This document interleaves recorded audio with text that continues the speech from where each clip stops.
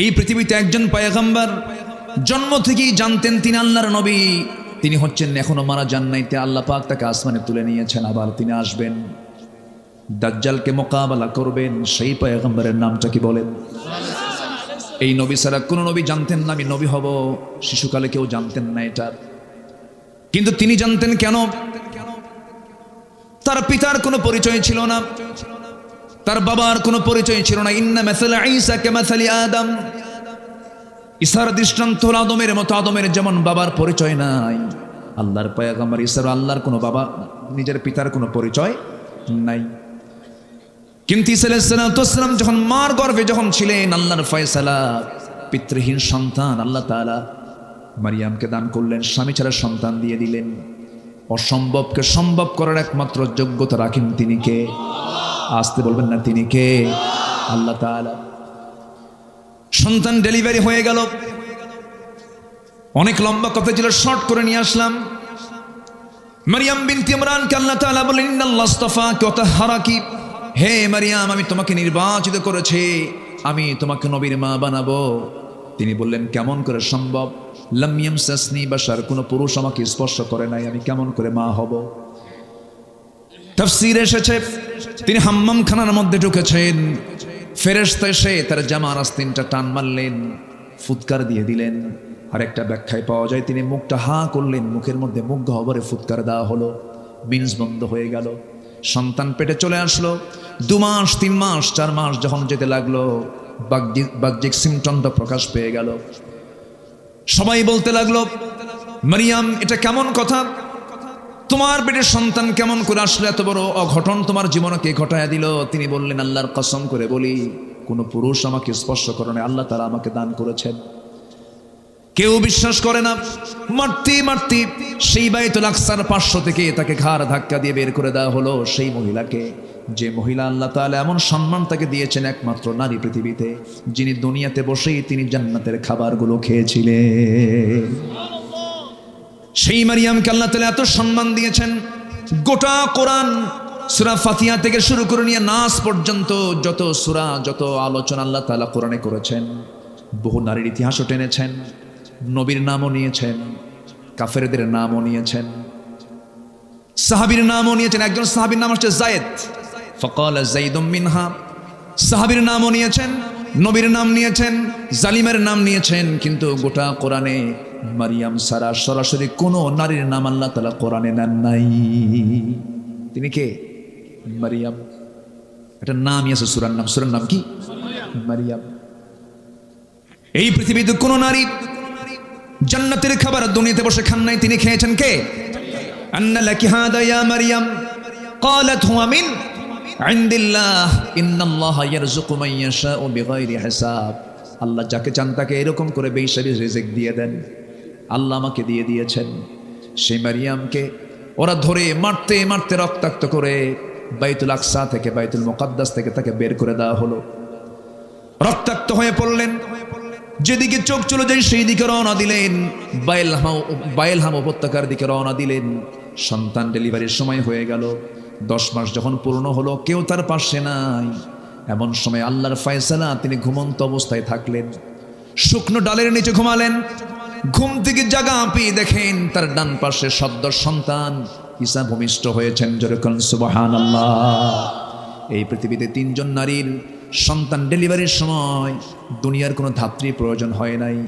এর মধ্যে একজন হচ্ছেন ইব্রাহিম আলাইহিস সালামের জন্মের সময়। আল্লাহু আকবার। কোন নবী? ইব্রাহিম। আরেকজন হলেন মারিয়াম বিনতে ইমরানের সন্তান ঈসা আলাইহিস সালামের জন্মের সময় দুনিয়ার কোনো ধাত্রী প্রয়োজন হয় নাই। আরেকজন হলেন কেউ নন, তিনি হচ্ছেন জনাবে মুহাম্মদুর রাসূলুল্লাহ সাল্লাল্লাহু আলাইহি ওয়াসাল্লামের জন্মের সময় ধাত্রীর কোনো প্রয়োজন হয় নাই। আমার নবীজির জন্ম হলো, নবীজির জন্ম হওয়ার সঙ্গে সঙ্গে আমিনার কান্না বাড়তে লাগলো। মা আমিনা শুধু কান্দেন আর কান্দেন। সন্তান জন্ম নিলে মা তো খুশি হওয়ার কথা, কিন্তু সন্তান জন্ম নেওয়ার পর যে সবচেয়ে বেশি খুশি হবে, সেই খুশি হওয়ার মানুষ তো আগেই নাই, আগেই দুনিয়া থেকে বিদায় নিয়েছেন। আমার নবীর বাবা আব্দুল্লাহর ইন্তেকাল হয়ে গেছে। মা আমিনার ঘরে আলো চলে আসছে, কিন্তু আমিনার মুখে কোনো হাসি নাই। আমিনার চোখ বেয়ে শুধু দর দর করে পানি পড়ে। আবু তালেব একদিন স্মৃতিচারণ করতে নিয়ে বলতেছে, ভাতিজা মোহাম্মদ শোনো, তুমি আল্লাহর নবী আমি বিশ্বাস করি, কিন্তু ঈমান আনতে পারতেছি না, ঈমান আনতে পারতেছি না। তুমি আল্লাহর পয়গম্বর আমার বিশ্বাস হয়, একটা স্মৃতিচারণ করি।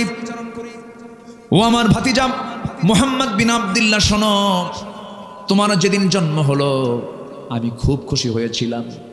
আমি তোমাকে দেখেছি, প্রত্যেক দিন তোমাকে দেখতে যাই, তোমার মার কাছে তুমি কোলে বসে থাকো।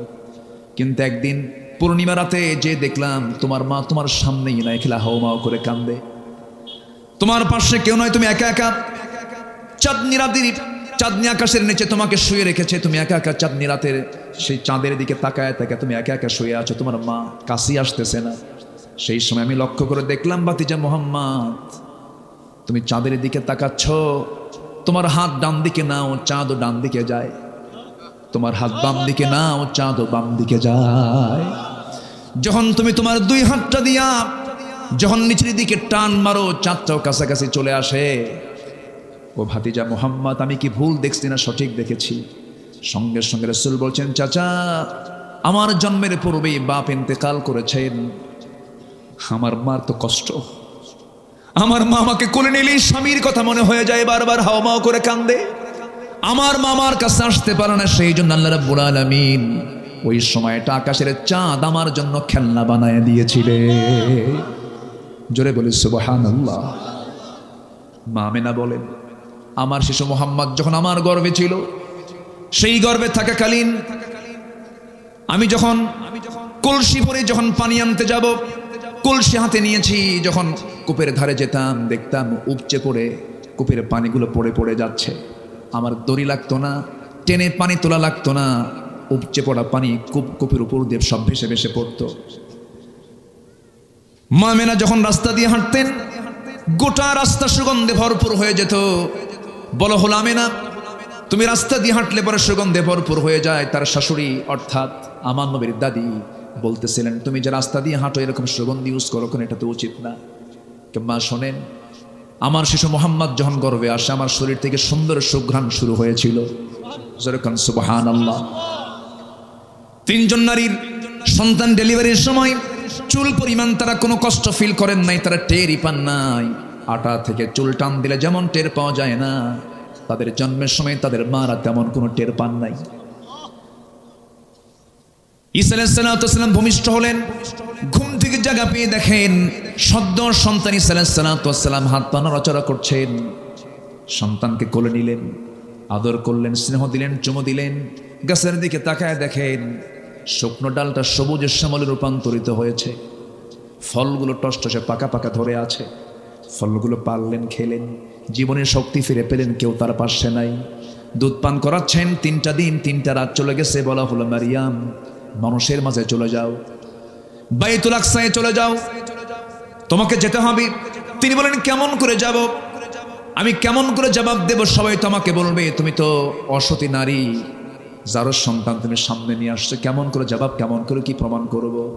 সঙ্গে সঙ্গে বলা হলো, মারিয়াম কোনো কথা তুমি বলতে যাবে না, তোমাকে শেখায় দিচ্ছি। তোমাকে যখন প্রশ্ন করবে তখন তুমি বলবে, ক্বালাত ইন্নী নাযারতু লিররহমানি সাওমা।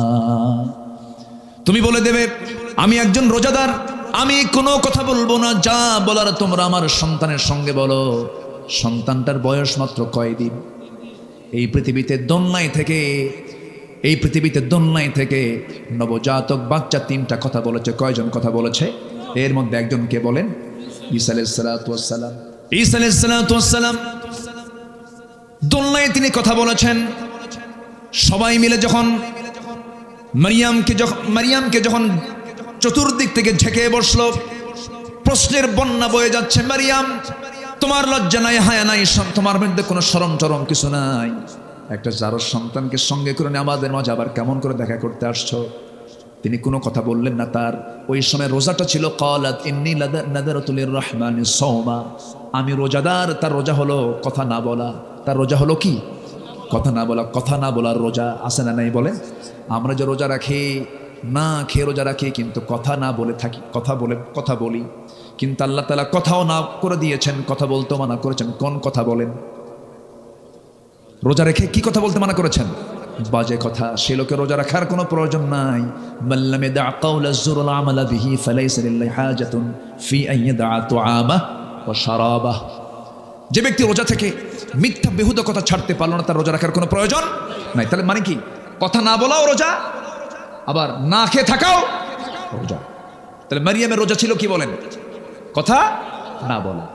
আল্লাহর হুকুম পেলেন, তিনি কথা বললেন না, শুধু বললেন আমি কোনো কথা বলবো না। ওই যে দোলনায় শুয়ে আছে নবজাতক, সে কথা বলবে।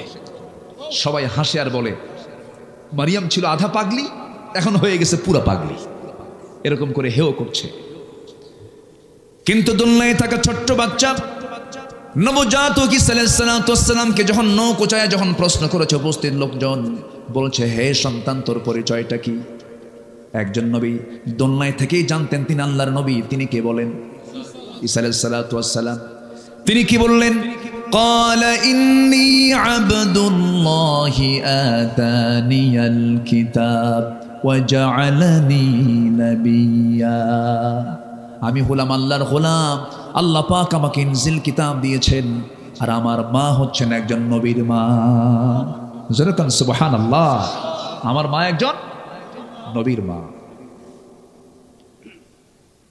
এই নবীজি ঈসা আলাইহিস সালাম জন্ম থেকেই জানতেন তিনি আল্লাহর পয়গম্বর, কিন্তু সব নবী কিন্তু জানতেন না। ইব্রাহিম আলাইহিস সালাম নিজেও। ওই আয়াতটা প্রমাণ করে দেয়, তিনি যখন সূর্যের দিকে তাকালেন, নবুয়ত যখন পান নাই, তখন তিনি সূর্যকে দেখে বলছেন ফালাম্মা রাআ আশ-শামসা বাযিগাতান ক্বালা হাযা রাব্বি হাযা আকবার ফালাম্মা আফালাত ক্বালা ইয়া কওমি ইন্নী বারীউম মিম্মা তুশরিকুন। জোরে বলুন আল্লাহু আকবার। সূরাতুল আনআম আয়াত নম্বর ৭৮। যখন তিনি সূর্যকে দেখলেন, সূর্য দেখে বলেন এত বড় একটা সৃষ্টি, এটাই বুঝে আমার রব, এটাই তো সবচাইতে বড়। কিন্তু যখন এটা অস্তমিত হয়ে গেল, তখন তিনি বললেন না না, আমার রব তো অস্তমিত হওয়ার কথা নয়, আমি সম্পূর্ণ শিরক থেকে নিজেকে মুক্ত রাখলাম। জোরে বলি আল্লাহু আকবার। আমার ভাইয়েরা, অগ্নিপূজক কি বলে, একজন পত্তলিক পিতার সন্তান ছিলেন ইব্রাহিম আলাইহিস সালাম। সে নিজে মূর্তিগুলো বানাতো, সেই মূর্তিগুলো বানায় বাজারে বিক্রি করত। মূর্তি বানায় বাজারে বিক্রি করতো। রব বানাতো, আবার রব বাজারে বিক্রি হতো। মানে এমন রব নিজের হাতে বানায় আবার বাজারে বেচে দেয়। বাজারে কি করে? বেচে দেয়। সম্মানিত ভাইয়েরা, সেই পরিবারের সন্তানকে বলেন, সেই পরিবারের সন্তানকে তিনি কি বাপকে ফলো করেছেন? ইসলামকে ফলো করতে গেলে প্রথম বাধা আসবে পরিবার থেকে। প্রথম বাধা আসবে কিসের থেকে বলেন? তার প্রমাণ হচ্ছেন ইব্রাহিম আলাইহিস সালাম। তিনি তাওহীদ যখন পেলেন, নবুয়ত যখন পেলেন, বাপকে বলে ফেলেন আব্বা আপনার তো এগুলো ভুল। দ্বীনের দাওয়াত দিতে লাগলেন। বাপ তার পক্ষ অবলম্বন করলো না। একদিন অনেকগুলো মূর্তি নিয়ে বানায়া বাজারে বিক্রি করতে যাবে, বাপ আগেই চলে গেল, আর ছেলেকে বলল বাজান আমার এই মূর্তিগুলো বিক্রি করতে হবে বাজারে, তুমি ঝুড়িতে করে নিয়ে আসো। আমি বাজারে চলে গেলাম। ইব্রাহিম আলাইহিস সালাম এই মূর্তিগুলো দেখে গেছে তার মেজাজ খারাপ হয়ে। করলেন কি, সবগুলোর মাথা একটা করে ভাঙলেন। ভেঙ্গে, মাথা ভাঙলে তো সব শেষ হয়ে যায়, মাথা ভেঙ্গে ঝুড়িতে করে নিয়ে চলে গেছেন বাজারে। সামনে রাখা মাত্র এই মাথায় হাত দিয়া তার বাপ আজর বলতেছে ইব্রাহিম এগুলো কি করছো তুমি? সব তো ভেঙ্গে চুরমার হয়ে গেছে। কাব্বা আর বলেন না। আমি যখন এই মূর্তির ঝুড়ি যখন মাথায় নিলাম, দেখি ওদের মধ্যে গৃহযুদ্ধ শুরু। এমন মারামারি শুরু হয়েছে, আমি উপর থেকে নামাতে দেখি একটারও মাথা নাই।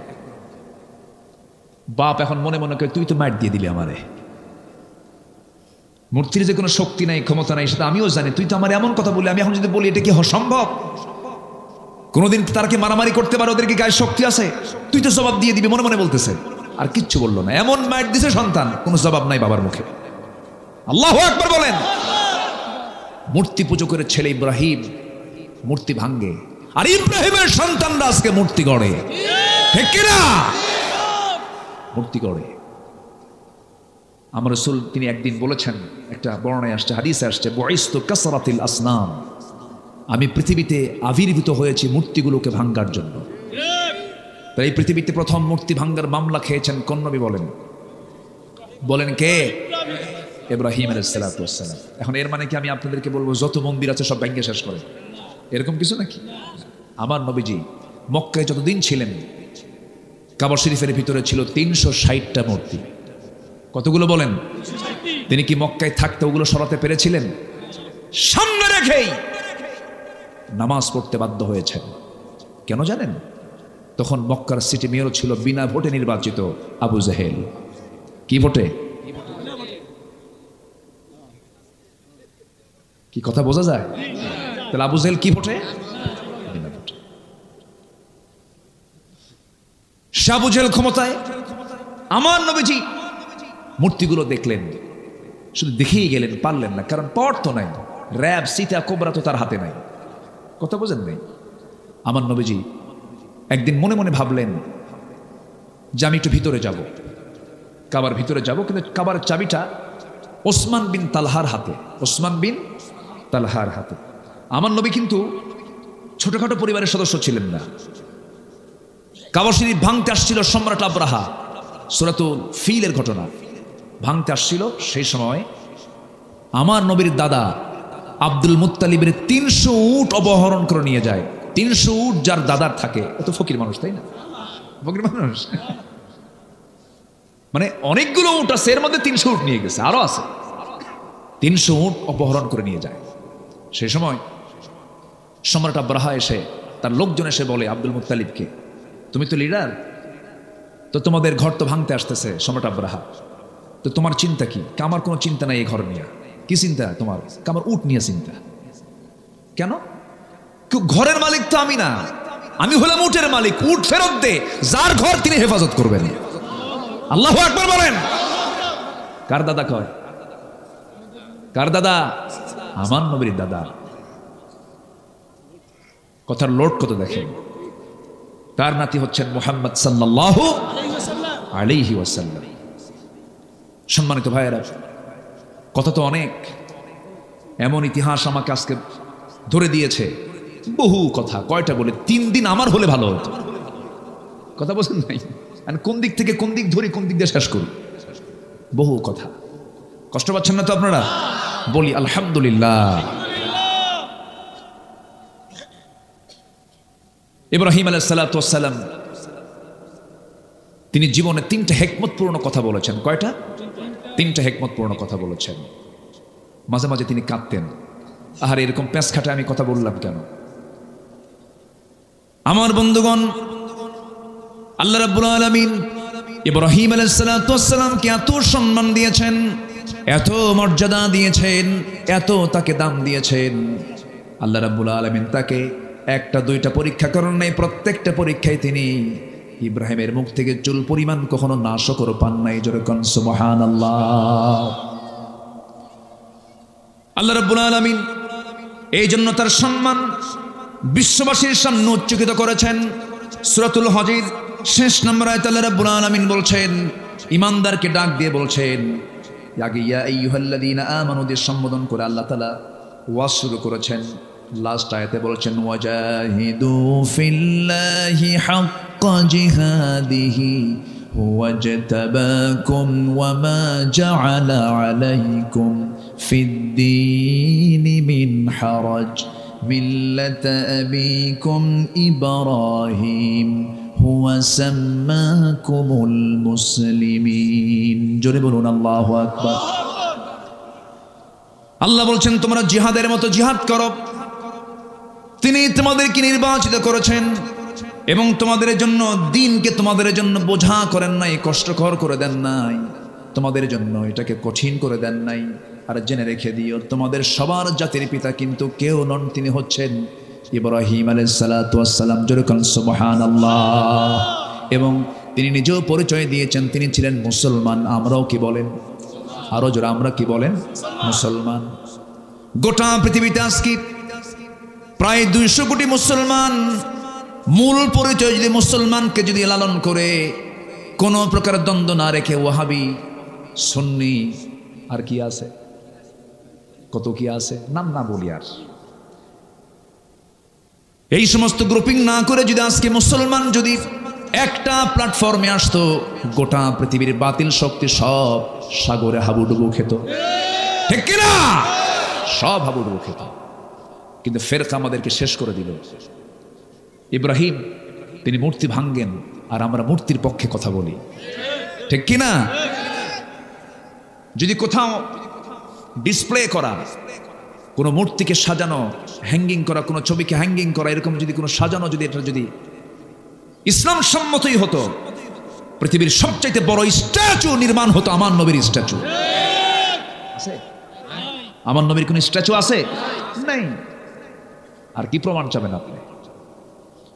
সম্মানিত ভাইয়েরা, সম্মানিত বন্ধুগণ, আল্লাহ তাআলা ইব্রাহিমকে অনেক পরীক্ষা করেছেন, সন্তান দিয়েছেন, আবার সন্তানকে কোরবানি করতে বলেছেন কে? তিনি কি মানা করেছিলেন? তার খাতনা হয়েছিল কত বছরে? তার খাতনা করে দিল কে? নিজে। হ্যাঁ, কারণ ওই সময় তার সতরটা খুলবে কে? কন্ত তার সতর তো দেখার সুযোগ নাই কারো। আল্লাহ বললেন, ইব্রাহিম আমি তোমাকে গোটা জাতির জন্য পিতা বানিয়েছি, নেতা বানিয়েছি, তোমার একটা কাজ বাদ আছে, তুমি এই কামটা সারো। আল্লাহ কিভাবে সারবো? যাও জঙ্গলে যাও। সহি বর্ণনা, এটা হাদিসে আসছে।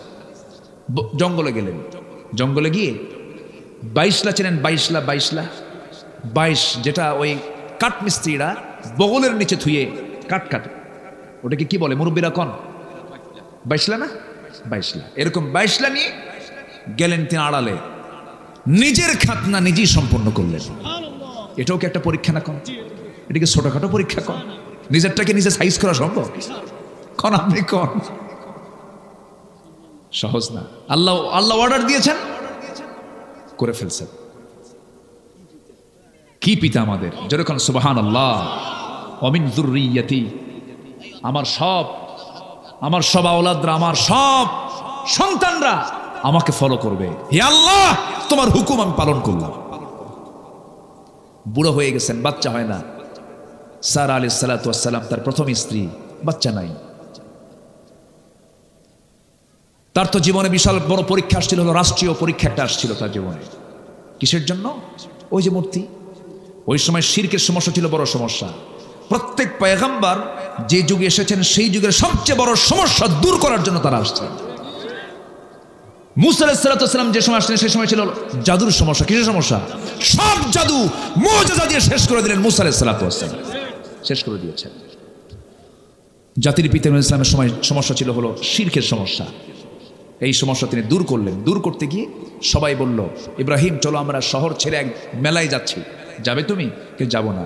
কেন? ক্বালা ইন্নী সাকিম। কোরআনের আয়াত তো, সূরা সাফাত পড়েন। আমি তো আয়াতের রেফারেন্স এখন দেওয়ার সময় নেই আমার, যাব কখন? ক্বালা ইন্নী সাকিম, আমি তো অসুস্থ, আমি যেতে পারবো না। মানে কি অসুস্থ জানেন? মানসিক না, মানে তার অসুস্থতা হলো ভাঙবো কখন। কথা বললেন নাই? তার অসুস্থতা কি? শিরক সহ্য করতে পারতেছেন না। ইমানদার শিরককে সহ্য করতে, ইমানদার শিরককে সহ্য করতে পারে। তবে হ্যাঁ, ভুল বুঝবেন না আবার, হিন্দু ভাইদের মন্দির আমরা পাহারা দেব, হিন্দু ভাইদের প্রতিমাকে আমরা গালি দেব না। লা তাসুব্বুল আসনাম, তোমরা কোনো মূর্তিকে গালি দিও না। তোমরা তাদের মূর্তিকে গালি দেবে, তারা তোমাদের রবকে গালি দেবে। ইসলাম কত উদার দেখেন। আমার দেশের মন্দিরগুলো আমরা পাহারা দেই, আর পার্শ্ববর্তী দেশের আল্লাহর ঘর মসজিদকে তারা ভেঙ্গে চুরমার করে দেয়। তাদের কাছ থেকে আমাদের শেখার কিছু নাই, কোনো কিছু শেখার নাই। সম্মানিত ভাইয়েরা, কষ্ট পাচ্ছেন নাকি আপনারা? মূর্তি নিয়ে মনে খুব টেনশন করতেছেন, আমি যাবো না, আমি খুব অসুস্থ। কি সমস্যা? কে? মূর্তি নিয়ে সমস্যা। ইন্নী সাকিব, যাও তোমরা চলে যাও। চলে গেছে। ওনার তো মাথা গরম, হাতে একখান নিছেন, একটা অস্ত্র নিয়ে, কুঠার নিয়ে চলে গেছেন কাছাকাছি। সমস্ত মূর্তিগুলোর সঙ্গে কথা বলতেছেন, এই কথা কথা। কেউ কোনো কথা কয় না। সবগুলোর মাথা ভেঙ্গে বড়টার গলায় ঝুলায় রাখছেন। কুঠারটা ঝুলায় রেখে বলতেছে যে তোর যারা বান্দা আসবে, সে যখন প্রশ্ন করবে কে ভাঙছে, তুই বলবি ইব্রাহিম। ইব্রাহিম। আল্লাহু আকবার বলবেন না? তুই বলবি কি? ইব্রাহিম। ওর কি ক্ষমতা আছে? ক্ষমতা নেই।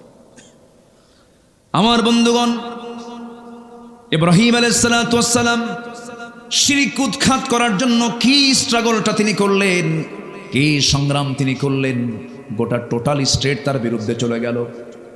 এমন ষড়যন্ত্র করলো, এমন পরিকল্পনা তারা সাজালো, সম্পূর্ণ মামলা প্রস্তুত করে তারা আইন পাশ করলো, তাকে আগুনে পুড়ে মারো। কিসে পুড়ে মারো? আগুনে পুড়ে মারো। আমার বন্ধুগণ, ইব্রাহিম আলাইহিস সালাতু ওয়াস সালাম ওই মূর্তিগুলোকে ভাঙার সময় বলেছিলেন, ফারাগা ইলা আলিহাতিহিম ফাকালা আলা তাকুলুন মা লাকুম লা তাতিকুন ফারাগা আলাইহিম দরবান বিল ইয়ামিন। জোরে বলুন আল্লাহু আকবার। আল্লাহ সব কথা বলে দিয়েছেন। فأقبلوا إليه يزفون قال أتعبدون ما تنحتون والله خلقكم وما تعملون। জোরে বলুন আল্লাহু আকবার। সব কিছু চুরমার হয়ে গেল। নমরুদের লোকজন সব চলে এসে দেখে সব মেসাকার হয়ে গেছে। কে করলো তদন্ত কমিটি করা হলো, প্রশ্ন করা হলো। এবার ইব্রাহিমের কাছে তদন্ত কমিটি এসে বলল, ইব্রাহিম কে করেছে এই কাজ? আগের বার বলা হলো চলো আমরা মেলায় যাই, তিনি বলেন ইন্নী সাকিম, আমি অসুস্থ, যেতে পারবো না। এবার বলা হলো মূর্তিগুলো ভাঙছে কে বলো, তিনি বললেন কে ভাঙছে মূর্তিকে জিজ্ঞেস কর। আল্লাহু আকবার বলবেন। এই উত্তরে দাওয়াত আছে না নাই? এই উত্তরের মধ্যে দাওয়াত আছে না নাই? নবীর কি বেশি কথা বলতেন? কম কথা, কিন্তু সেই কথার মধ্যে থাকতো হাজারো কথা। জ্ঞানী মানুষ বেশি কথা বলে না, একটা লাইন বলে হাজার লাইন এক লাইনের মধ্যে ঢুকে থাকে। ইব্রাহিম আলাইহিস সালাতু ওয়াস সালাম এমন করে জবাব দেওয়ার সঙ্গে সঙ্গে সব লজ্জিত হয়ে গেল। ঠিকই তো, এমন রব আমাদের, কথাই তো বলতে পারে না। কে তার কাছে আসলো আমাদের রব তাও জানে না, এটা কেমন কথা। আমার নবীর সামনে একদিন কোন এক সাহাবী এসে বলছে, হুজুর ওয়াজ তো আপনার শুনি, আজকে আপনি আমার ওয়াজ শোনেন। রাসূল বলেন কি ওয়াজ শোনাবা বলো? রাসূল শুধু কথা শুনতেন, কথা বলতেন না, তিনি কথা শুনতেনও। অনেক সময় লম্বা সময় সাহাবীদের কথাও তিনি শুনতেন, মত বিনিময় করতেন। দেখবেন কিছু কিছু লোক আছে শুধু কয় কিন্তু শোনে না, আছে না? খালি কয়, খালি বুদ্ধিজীবী, কারো কথা শোনে না। আমার নবীজি সাহাবীদের কথাগুলো মনোযোগ দিয়ে শুনতেন, ফয়সালা দিতেন। এক সাহাবী এসে বলছেন, হুজুর আজকে আমার ওয়াজটা শুনতে হবে। কি ওয়াজ বলো? হুজুর ইসলাম যখন পাই নাই, দিন যখন পাই নাই, আমরা পৌত্তলিক ছিলাম, একটা মূর্তির পূজা করতাম, দেবতা মনে করতাম, ভাগ্যের প্রতীক মনে করতাম, বুকে নিতাম, ঘাড়ে নিতাম, পিঠে নিতাম, সব সময় নিয়ে চলতাম। কোনো একদিন সফরে বের হয়েছি, ওই দেবতাকে সাথে নিয়েছি। হঠাৎ করে আমার পেশাবের চাপ লাগলো, প্রকৃতির চাপ খুব বেশি আসার কারণে আমি থাকতে পারলাম না। সঙ্গে আমার দেবতাকে কেমন করে নিয়ে যায়, দেবতাকে সম্মান করে উঁচু একটা জায়গায় রেখে আড়ালে চলে গেলাম শৌচকার্য করার জন্য। শৌচকার্য কমপ্লিট করে এসে দেখি হুজুর আমার সেই দেবতার মাথা থেকে পা পর্যন্ত ভিজা।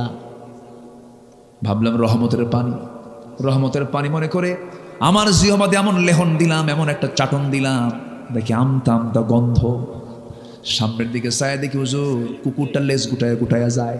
ভাবলাম এটাই তো কাম সারছে, আমি কি চাটলাম। এমন রাগ উঠছে হুজুর,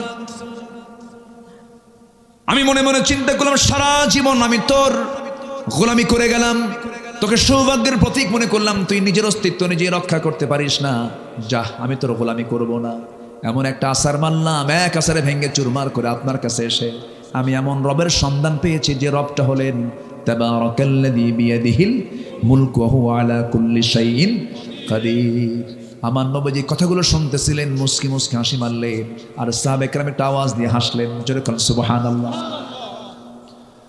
আমার বন্ধুগণ ভুল বোঝা যাবে না। আবার ঝড়ের রাতে একটা পাখি যেমন তার বাচ্চাগুলোকে তার দুই ডানার মধ্যে সমস্ত ঝড় থেকে বাঁচানোর জন্য চেষ্টা করে, একটা মুসলিম রাষ্ট্রে মুসলিম জনপদে অন্য ধর্মের মানুষ ঝড়ের রাতে পাখির ছানাগুলোকে যেমন পাখি আগলে রাখে, মুসলমানদের দায়িত্ব হলো অন্য ধর্মের মানুষকে এমনই করে আগলে রাখা। আলহামদুলিল্লাহ বলেন। ভুল বোঝা যাবে না। আমার বক্তৃতাকে আবার কাটিং করবেন না, উল্টাপাল্টা করবেন না, এগুলি স্পর্শকাতর কথা। ইব্রাহিম আলাইহিস সালাতু ওয়াস সালাম যখন স্ট্রেট কথা বলে দিলেন তারা লজ্জিত হলো, কিন্তু অন্যদিকে তারা আইন পাশ করে ফেললো। তারা বলল, নিঃসন্দেহে এটা ইব্রাহিমের কাজ, ওকে ধরো। ধরা হলো, বলা হলো কি করা যায়। নমরুদের পার্লামেন্টে পাশ হলো, গোটা দেশের জনগণকে সব হাজির করে সবার চোখের সামনে ইব্রাহিমকে আমরা আগুনে ফেলে দেব। জোরে কর নাউযুবিল্লাহ। তাহলে দ্বীনের দাওয়াত দিতে গেলে নবীদেরকে আগুনে ঢুকতে হয়, দ্বীনের দাওয়াত দিতে গেলে দেশ ছাড়তে হয়, ঈমানকে রক্ষা করতে গেলে ফাঁসির মঞ্চে যেতে হয়। ইমাম ইবনে তাইমিয়া রাহিমাহুল্লাহ দামেস্কের জেলখানায় তাকে জেলবন্দি করে রেখেছে। সেই দামেস্কের জেল সুপার কান্দে আর কয়, হুজুর আমরা হুকুমের গোলাম, কোনো খেদমত করতে পারছি না, আমাদেরকে মাফ করে দিয়েন। বলতেছে ইমাম ইবনে তাইমিয়া, হুজুর কিয়ামতের দিন কি আমাদের কোনো জবাব দিতে হবে আল্লাহর কাছে? এই যে আমরা হুকুমের গোলাম, বাধ্য হচ্ছি, কি করব এখন? ইমাম ইবনে তাইমিয়া বললেন, জেল সুপার শোনো, তোমাদের মতো ব্যক্তির কারণে জালিমরা জুলুম করার সুযোগ পায়। যুবকরা, তুমি একজন বাংলাদেশ, তুমি একা একজন বাংলাদেশ। তোমাকে ভাবতে হবে, তোমাকে চিন্তা করতে হবে, তুমি ইব্রাহিমের সন্তান। তোমাকে ভাবতে হবে তুমি রাসূলের উম্মাহ। তোমাকে ভাবতে হবে, তোমাকে চিন্তা করতে হবে, তোমাকে এগিয়ে আসতে হবে, সকল শিরিক বিদআতের বিরুদ্ধে সংগ্রামে ঝাঁপিয়ে পড়তে হবে। বাতিল শক্তির কাছে মাথা নত করব না আমরা। রাজি আছেন কারা কারা? হাত উঁচু করে দেখান মুসলমান।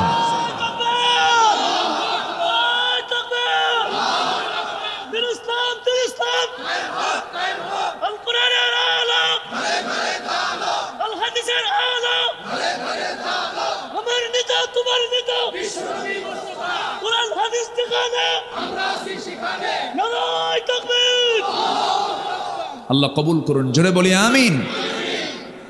বিবাহ পূর্ব কোনো রিলেশন করবা না, আকাম কুকাম করবা না, লস প্রজেক্ট এগুলো যা করবা সুরিয়ার ফিতেওয়ালার লাভ, সব লস, এগুলো করতে যাবা না। এরপর খারাপ বন্ধু নির্বাচন করবা না, ভালো বন্ধুর সঙ্গে চলবা। মাস্টারবেশন করবা না, বাপ হওয়ার যোগ্যতা হারিয়ে ফেলবে। পর্নোগ্রাফি দেখবে না, তোমার ফ্রন্টাল সেলগুলো সব ধ্বংস হয়ে যাবে। তোমাকে ধ্বংস করার জন্য প্রযুক্তি প্রস্তুত হয়ে আছে, ডিভাইস প্রস্তুত হয়ে আছে, তোমাকে ধ্বংসের দিকে নিয়ে যাচ্ছে। To back Islam, to back Quran. কোরআনের দিকে আসো, ইসলামের দিকে আসো। এর মধ্যে যে মজা, এর মধ্যে যে অমৃত স্বাদ তুমি যদি পেয়ে যাও, পৃথিবীর কোনো স্বাদ তোমাকে স্বাদ দিতে পারবে না। তাহাজ্জুদে দাঁড়িয়ে যাও, আল্লাহর কাছে কাঁদো। পৃথিবী আমার আসলেই তো, পৃথিবীর জীবনটা হচ্ছে আমার জন্য একটা মায়া মরিচিকা, একটা প্রতারণা, একটা ফাঁদ। কিছুক্ষণ পর আমি এমনি চলে যাচ্ছি, অথবা এখনই চলে যাচ্ছি। কার কাছে? আসতে বলবে না, কার কাছে? এটা মাথায় নিয়ে চলবা। ওই সমস্ত নেতৃত্ব মানবা না যারা নামাজের কথা বলে না, যারা দ্বীনের কথা বলে না, যারা তোমার হাতে ইয়াবা তুলে দেয়, যারা মদের বোতল তুলে দেয়, যারা জেনা করার জন্য নারী তুলে দেয়। ওই সমস্ত নেতৃত্বের মুখে আমরা থুতু মারি, জুতা মারি। যাব না সেই দিকে। জোরে বলি ইনশাআল্লাহ, আরো জোরে বলি ইনশাআল্লাহ। মদ খাওয়া কি? আরো জোরে। আজকে পৃথিবীতে বড় বড় যে বিজনেসগুলো চলে, অবৈধ বিজনেস, মাদক বিক্রি হয় বছরে বিশ্বে $1600 বিলিয়ন। পতিতাবৃত্তির বাণিজ্য চলে বিশ্বব্যাপী $400 বিলিয়ন।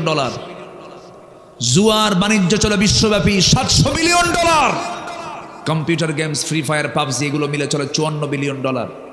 সবগুলো মিলে এই মদ, এই জুয়া, এই পতিতা, এই গেমস, এগুলো সবগুলো মিলে $2685 বিলিয়ন বৈশ্বিক বাণিজ্য হয় বছরে। আমার দেশেও মদ বিক্রেতা আছে না নাই? যারা এই সমস্ত আকাম কুকামের সঙ্গে জড়িত, তারা কি কখনো এই দেশে ইসলাম চাবে? আসতে বলুন না, চাবে? আপনি কি চান না? আপনি কি চান না? যারা চায় না তারা কি আপনাকে দাওয়াত দিয়ে খাওয়াবে? দাওয়াত দিয়ে খাওয়াবে? যারা বোতল না খাইলে হুঁশ থাকে না, ওরা আপনাকে কখনো বন্ধু মনে করে না। ওদেরকে আমরাও বন্ধু মনে করি না, ওদেরকে আমরাও বন্ধু মনে করি না। মদ খেলে তাল না মাতাল? আজ থেকে তাল না মাতাল? মাতাল। হুঁশ থাকে না তো। মদের ফলাফল হলো মদ্যপান যে করবে সে তার নিজের মেয়ে আর নিজের বউকে সে পার্থক্য করতে পারবে না। মদ আছে যেখানে, জেনা আছে সেখানে, জেনা আছে যেখানে, খুন আছে সেখানে। আল খামরু উম্মুল খাবাইস, মদ হলো সমস্ত পাপের মা। সমস্ত পাপের কি মা। কোন এক আল্লাহওয়ালা তিনি এক নগরে বসবাস করতেন। সেই নগরে এক পতিতার বসবাস ছিল। পতিতা ভাবলো জীবনে বহু পুরুষের জীবন নষ্ট করেছি, এই ওলিকে ধরবো। ফুসলায় থেকে ঘরের মধ্যে তুলছে, তুলে বলতেছে, শোনো, আমি হলাম এই নগরের একজন পতিতা, তুমি হচ্ছে এই নগরের, তুমি আল্লাহর ওলি। আমি তোমাকে ফুসলায় তুলেছি, তোমার সামনে 3টা পথ খোলা আছে, এই 3টে পথের যে কোনো পথ তোমার বেছে নিতে হবে, নচেত এমন চিল্লানি দেব নগরবাসী এসে তোমার ইজ্জত সব নষ্ট করে ফেলবে, তোমার সব চলে যাবে। কি 3টা পথ বলো?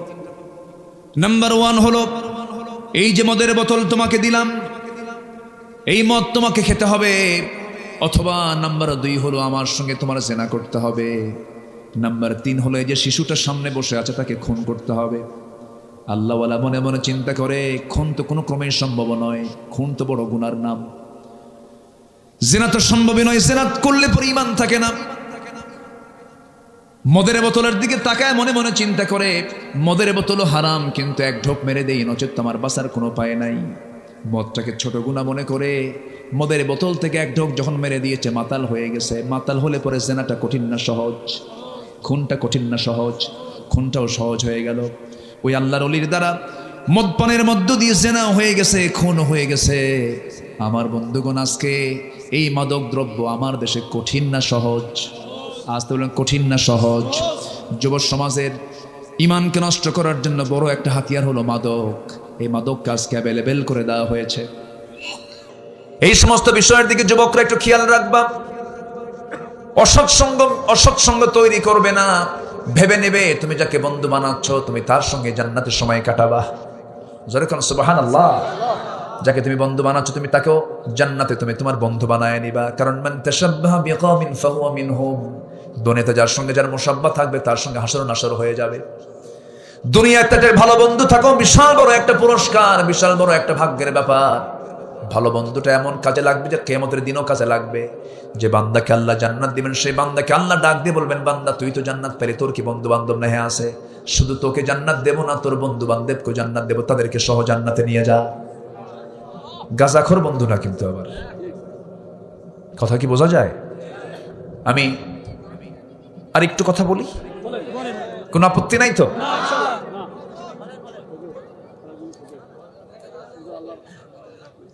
কোন আপত্তি নাই তো আপনাদের?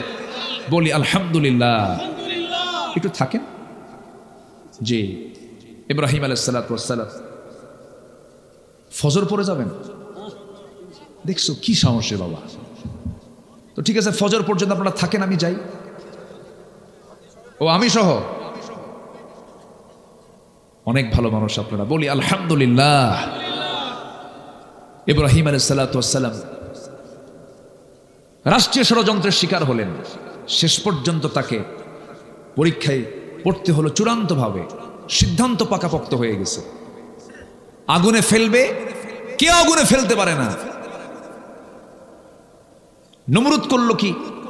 শয়তানের পরামর্শ নিয়ে চতুর্দিকে জেনার কাজ শুরু করে দিল। কিসের কাজ বলেন? জেনার কাজ শুরু করে দিল।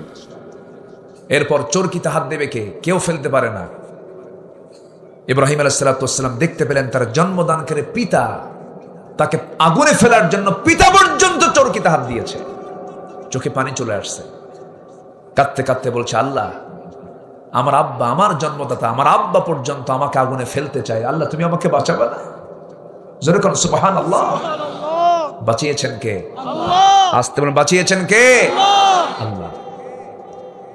এই দিকে লক্ষ্য করে আল্লামা ইকবাল বলেছেন, आज़िफ़ी हो जो इब्राहिम का इमा पैदा, आग कर सकती है एक अंदाज गुलिस्ता पैदा।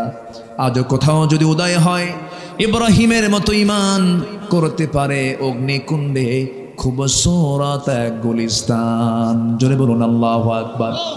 আজও যদি মুসলমানদের ভিতরে সেই ইব্রাহিমের ঈমান যদি লালন করতে পারে, আজকেও আগুনটা জান্নাত হয়ে যাবে। শর্ত হলো ঈমান আনতে হবে ইব্রাহিমের মতো। কার মতো বলেন? ইব্রাহিমের মতো। আমার বন্ধুগণ, তিনি জীবনে 3টা হিকমতপূর্ণ কথা বলেছেন। তিনি বলেছেন আমি অসুস্থ, বলা হলো মূর্তিগুলো ভাঙছে কে, তোমরা মূর্তিকে জিজ্ঞাসা করো। আরেকটা হলো ওই আগুন থেকে তিনি যখন সুস্থ হয়ে সে আগুন থেকে বের হয়ে আসলেন, তার গায়ের পশম পর্যন্ত আগুন স্পর্শ করতে পারে নাই। সেখান থেকে বের হয়ে সারা আলাইহিস সালামকে সঙ্গে করে নিয়ে রওনা দিলেন, সফর করলেন। লম্বা সফরে বের হয়ে গেছেন, এমন সময় এক জালিম শাসকের কবলে পড়ে গেছেন ইব্রাহিম আলাইহিস সালাম। সেই জালিম শাসক সারা আলাইহিস সালামের দিকে বদনজর দিয়ে ফেললো।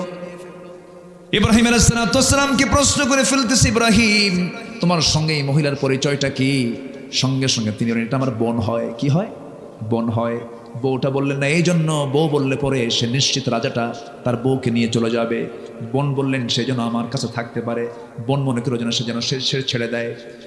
কিন্তু তিনি যে বোন বলেছেন, বউকে বোন বলেছেন, হিকমতপূর্ণভাবে কথাটা যদিও বলেছেন, কিন্তু কথাটা দিনের সম্পর্কের দিক থেকে কিন্তু ঠিকই আছে। ইন্নামাল মুমিনুনা ইখওয়াহ, কোনো প্রবলেম নাই। কিন্তু তিনি হিকমতপূর্ণ কথা বলার পরেও তিনি বাঁচতে পারলেন না। বউটাকে নিয়ে চলে গেছে জালিম শাসক। জালিম শাসক নিয়ে চলে যাওয়ার পরে জেনা করবে, আল্লাহ নবীর স্ত্রীর সঙ্গে জেনা করবে। কিন্তু দেখা গেল পরপর 3টা দিন চেষ্টা করলো। 2টা হাত যখন সারার সামনে নিয়ে যায়, হাত পাতার অবশ হয়ে যায়, পারল না। নবীর স্ত্রীদেরকে স্পর্শ করার কোনো ক্ষমতা নাই। শেষ পর্যন্ত ওই রাজা, জালিম রাজা বলে ফেললো, শোনো সারা, তোমার মতো একজন নারী আমার এই জায়গায় বহুদিন যাবত আছে, আমি তার দিকে আগায় গেলে পরে আমার হাত পাটা অবশ হয়ে যায়, আমি তাকে স্পর্শ করতে পারি না। শুধু আমি তোমাকে মুক্তি দিলাম না, সঙ্গে সঙ্গে ওই মহিলাকে, ওই নারীকেও মুক্তি দিয়ে দিলাম। সারা আলাইহিস সালাম ওই জেলখানা থেকে, ওই জালিম শাসকের কবল থেকে যখন তিনি বের হয়ে আসতেছেন, একা আসলেন না, সাথে তিনি সঙ্গে করে যাকে নিয়ে আসলেন তিনি হচ্ছেন হাজেরা আলাইহিস সালাম।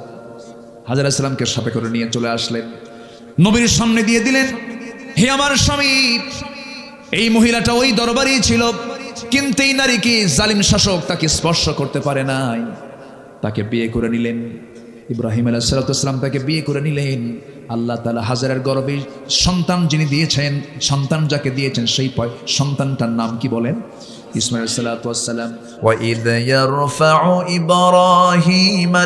ইব্রাহিমুল কওয়াইদা মিনাল বাইতি ওয়া ইসমাঈল রব্বানা তাকাব্বাল মিন্না ইন্নাকা আনতাস সামিউল আলিম। সন্তান ভূমিষ্ঠ হলো কোথায়? সন্তান ভূমিষ্ঠ হলো কাবার সামনে। জোরে কোন আল্লাহু আকবার। জমজম কুবরের ধারেই তার জন্ম হয়ে গেল। হাজেরাকে বিয়ে করলেন, সন্তান পেটে চলে আসলো বুড়া বয়সে। কি বয়সে? বুড়া বয়সে সন্তান চলে আসলো। আল্লাহ তাআলা তাকে কি পরীক্ষাগুলো করেছেন দেখেন। পারিবারিক পরীক্ষাও তাকে করা হয়েছে, রাষ্ট্রীয় পরীক্ষাও তাকে করা হয়েছে। শেষ পর্যন্ত সন্তানটা যখন পেটে আসলো, বলা হলো ইব্রাহিম তোমার হাজেরাকে ওই জায়গায় থুয়ে আসো। থুয়ে আসলেন সাফা মারওয়ার মাঝি, দৌড়াদৌড়ি করলেন, পানি নাই, পানির জন্য ছটফট করছেন। হাজেরা বলছেন আমার স্বামী আপনি আমাকে এখানে রেখে যাচ্ছেন, কেউ তো নাই এই জায়গায়। আল্লাহর নির্দেশ, আল্লাহর যদি নির্দেশ থাকে আমার কোনো কথা নেই, আপনি চলে যান, আল্লাহ আমাকে বাঁচাবেন। জোরে বলুন সুবহানাল্লাহ। আল্লাহ তাআলা হাজেরাকে এত সম্মান দিয়েছেন যে হাজেরার দৌড়টা পর্যন্ত মডেল বানায়া দিয়েছেন। সব হাজেরার মডেল ফলো করে। আল্লাহর নাম ভোলেন নাই। সাফা থেকে শুরু করলেন মারওয়া, মারওয়া থেকে শুরু করলেন সাফা। 7 বার তিনি চক্কর দিলেন। মাঝখানে একটা জায়গায় যে একটু দৌড় মেরেছেন, সেই দৌড়টাও হাজেরা মারে। জোরে কোন আল্লাহু আকবার। মারে না? মারে না? দৌড়টা মারে, সাইটা করে। ইন্নাস সাফা ওয়াল মারওয়াতা মিন শাআইরিল্লাহ। জোরে বলুন আল্লাহু আকবার। আমার বন্ধুগণ, হাজেরা আলাইহিস সালামের গর্ভ থেকে সন্তান ভূমিষ্ঠ হয়ে গেল। ইসমাইলের জন্ম হয়ে গেল। বয়সটা যখন মোটামুটি পছন্দের মতো বয়স, 7 থেকে 8 বছর যখন বয়স হয়ে গেল, আল্লাহ বলছেন ইব্রাহিম কোনো পায় না, আরেকটা পরীক্ষা। ইন্নী আরা ফিল মানামি আন্নী আযবাহুক। আমার কলিজার টুকরা ইসমাইল স্বপ্নে দেখলাম আমি তোরে জবাই করি। ইয়া আবাতি ফাআল মা তু'মারু সাতাজিদুনি ইনশাআল্লাহু মিনাস সাবিরিন। আব্বা আপনি যা দেখতে পেয়েছেন স্বপ্নে, আপনি তা বাস্তব করেন। আপনার সন্তান কিন্তু ধৈর্যহীন নয়, ধৈর্যশীল। তরবারির নিচে আমার গলাটা আমি আপনি দিয়ে দেবো। জোরে কান সুবহানাল্লাহ, জোরে কান সুবহানাল্লাহ। আল্লাহ কোরবানি কবুল করে নিলেন। আল্লাহ তার মনের খবরটা তিনি বুঝতে পারলেন, ইব্রাহিম আমাকে সবচেয়ে বেশি ভালোবাসে। এই কোরবানির প্রচলন আজও দুনিয়াতে আছে না নাই? এটা কোন নবীর সুন্নাত? বলেন কোন নবীর? কোন নবীর? আমার বন্ধুগণ, আল্লাহর ঘরে যে কাবা নির্মাণ করা হলো, মিস্ত্রি ছিলেন ইব্রাহিম আলাইহিস সালাতু ওয়াস সালাম, তার যোগান ছিলেন, হেল্পার ছিলেন কোন নবী বলেন? ইসমাঈল আলাইহিস সালাম। ওয়া ইয ইয়ারফাউ ইব্রাহিমুল কাওয়াইদা মিনাল বাইতি ওয়া ইসমাঈল। আল্লাহু আকবার। একটা পাথর, এখনো সেই পাথর আছে না নাই বলেন?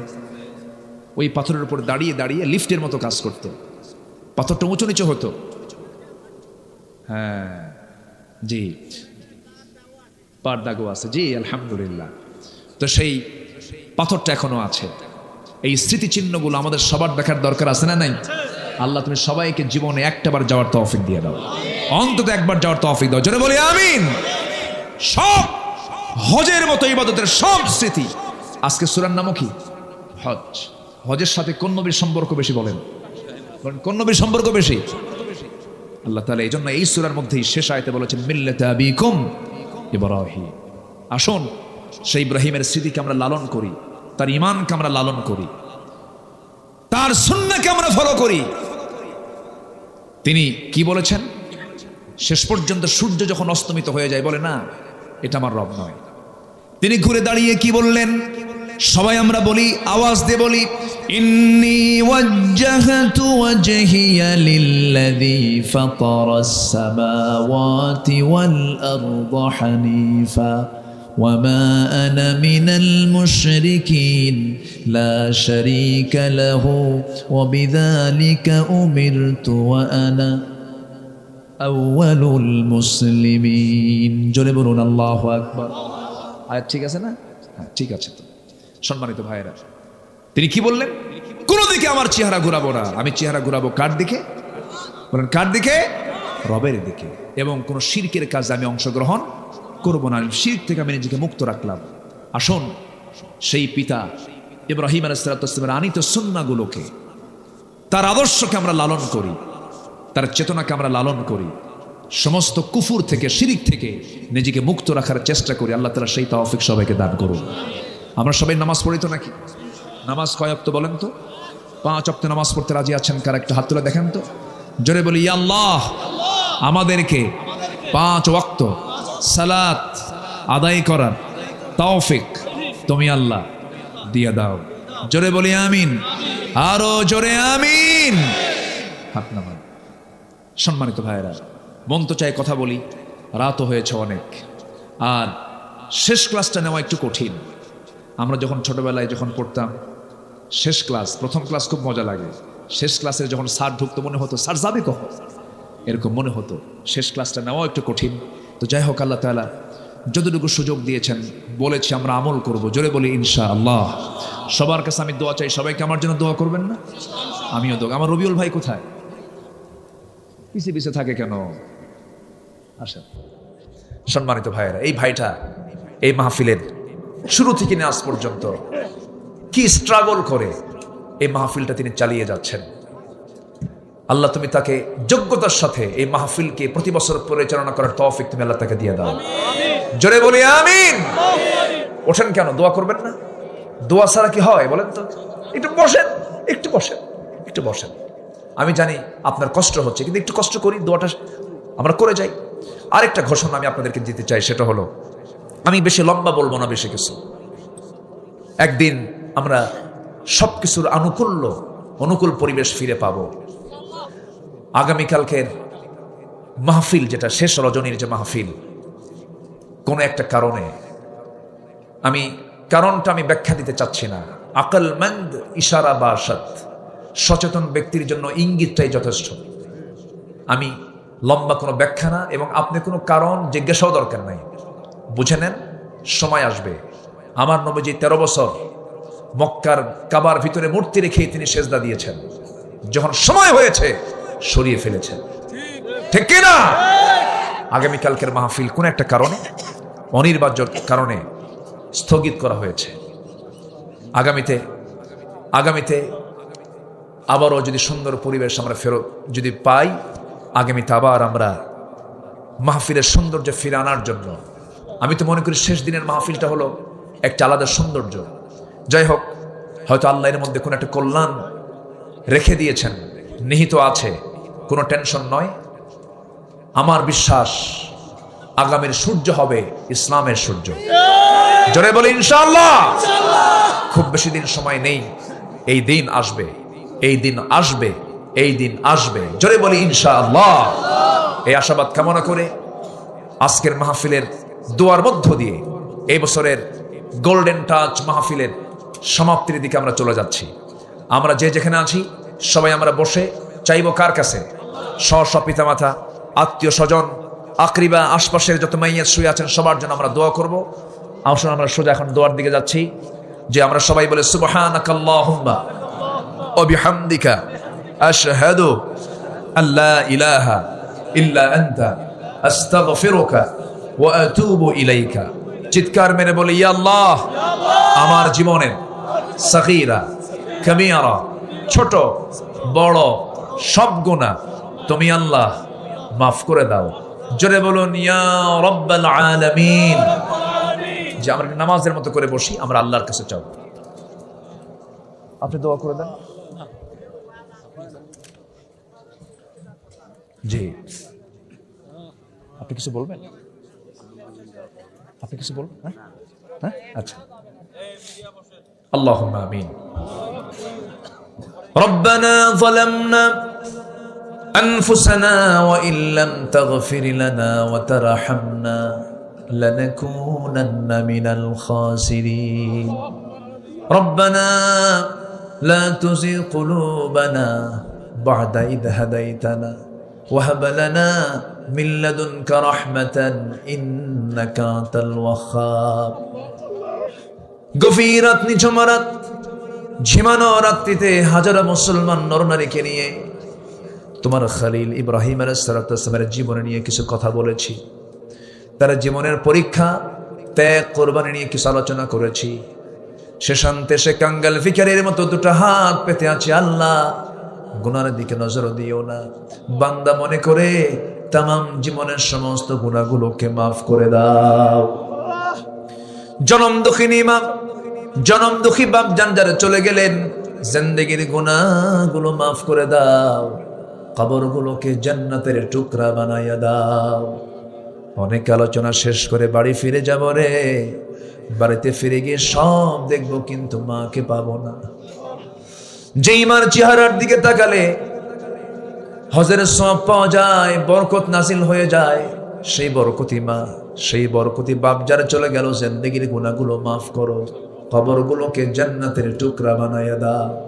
আব্বা আম্মার জন্য কি দোয়া তাও শিখিয়ে দিয়েছ।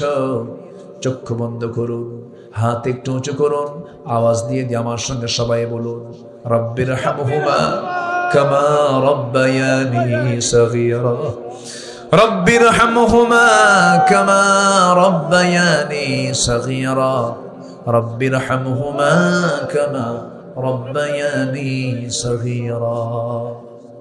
আশপাশে কত মাইয়াত শুয়ে আছে আল্লাহ বাঁশবাড়িয়ার মাটিতে।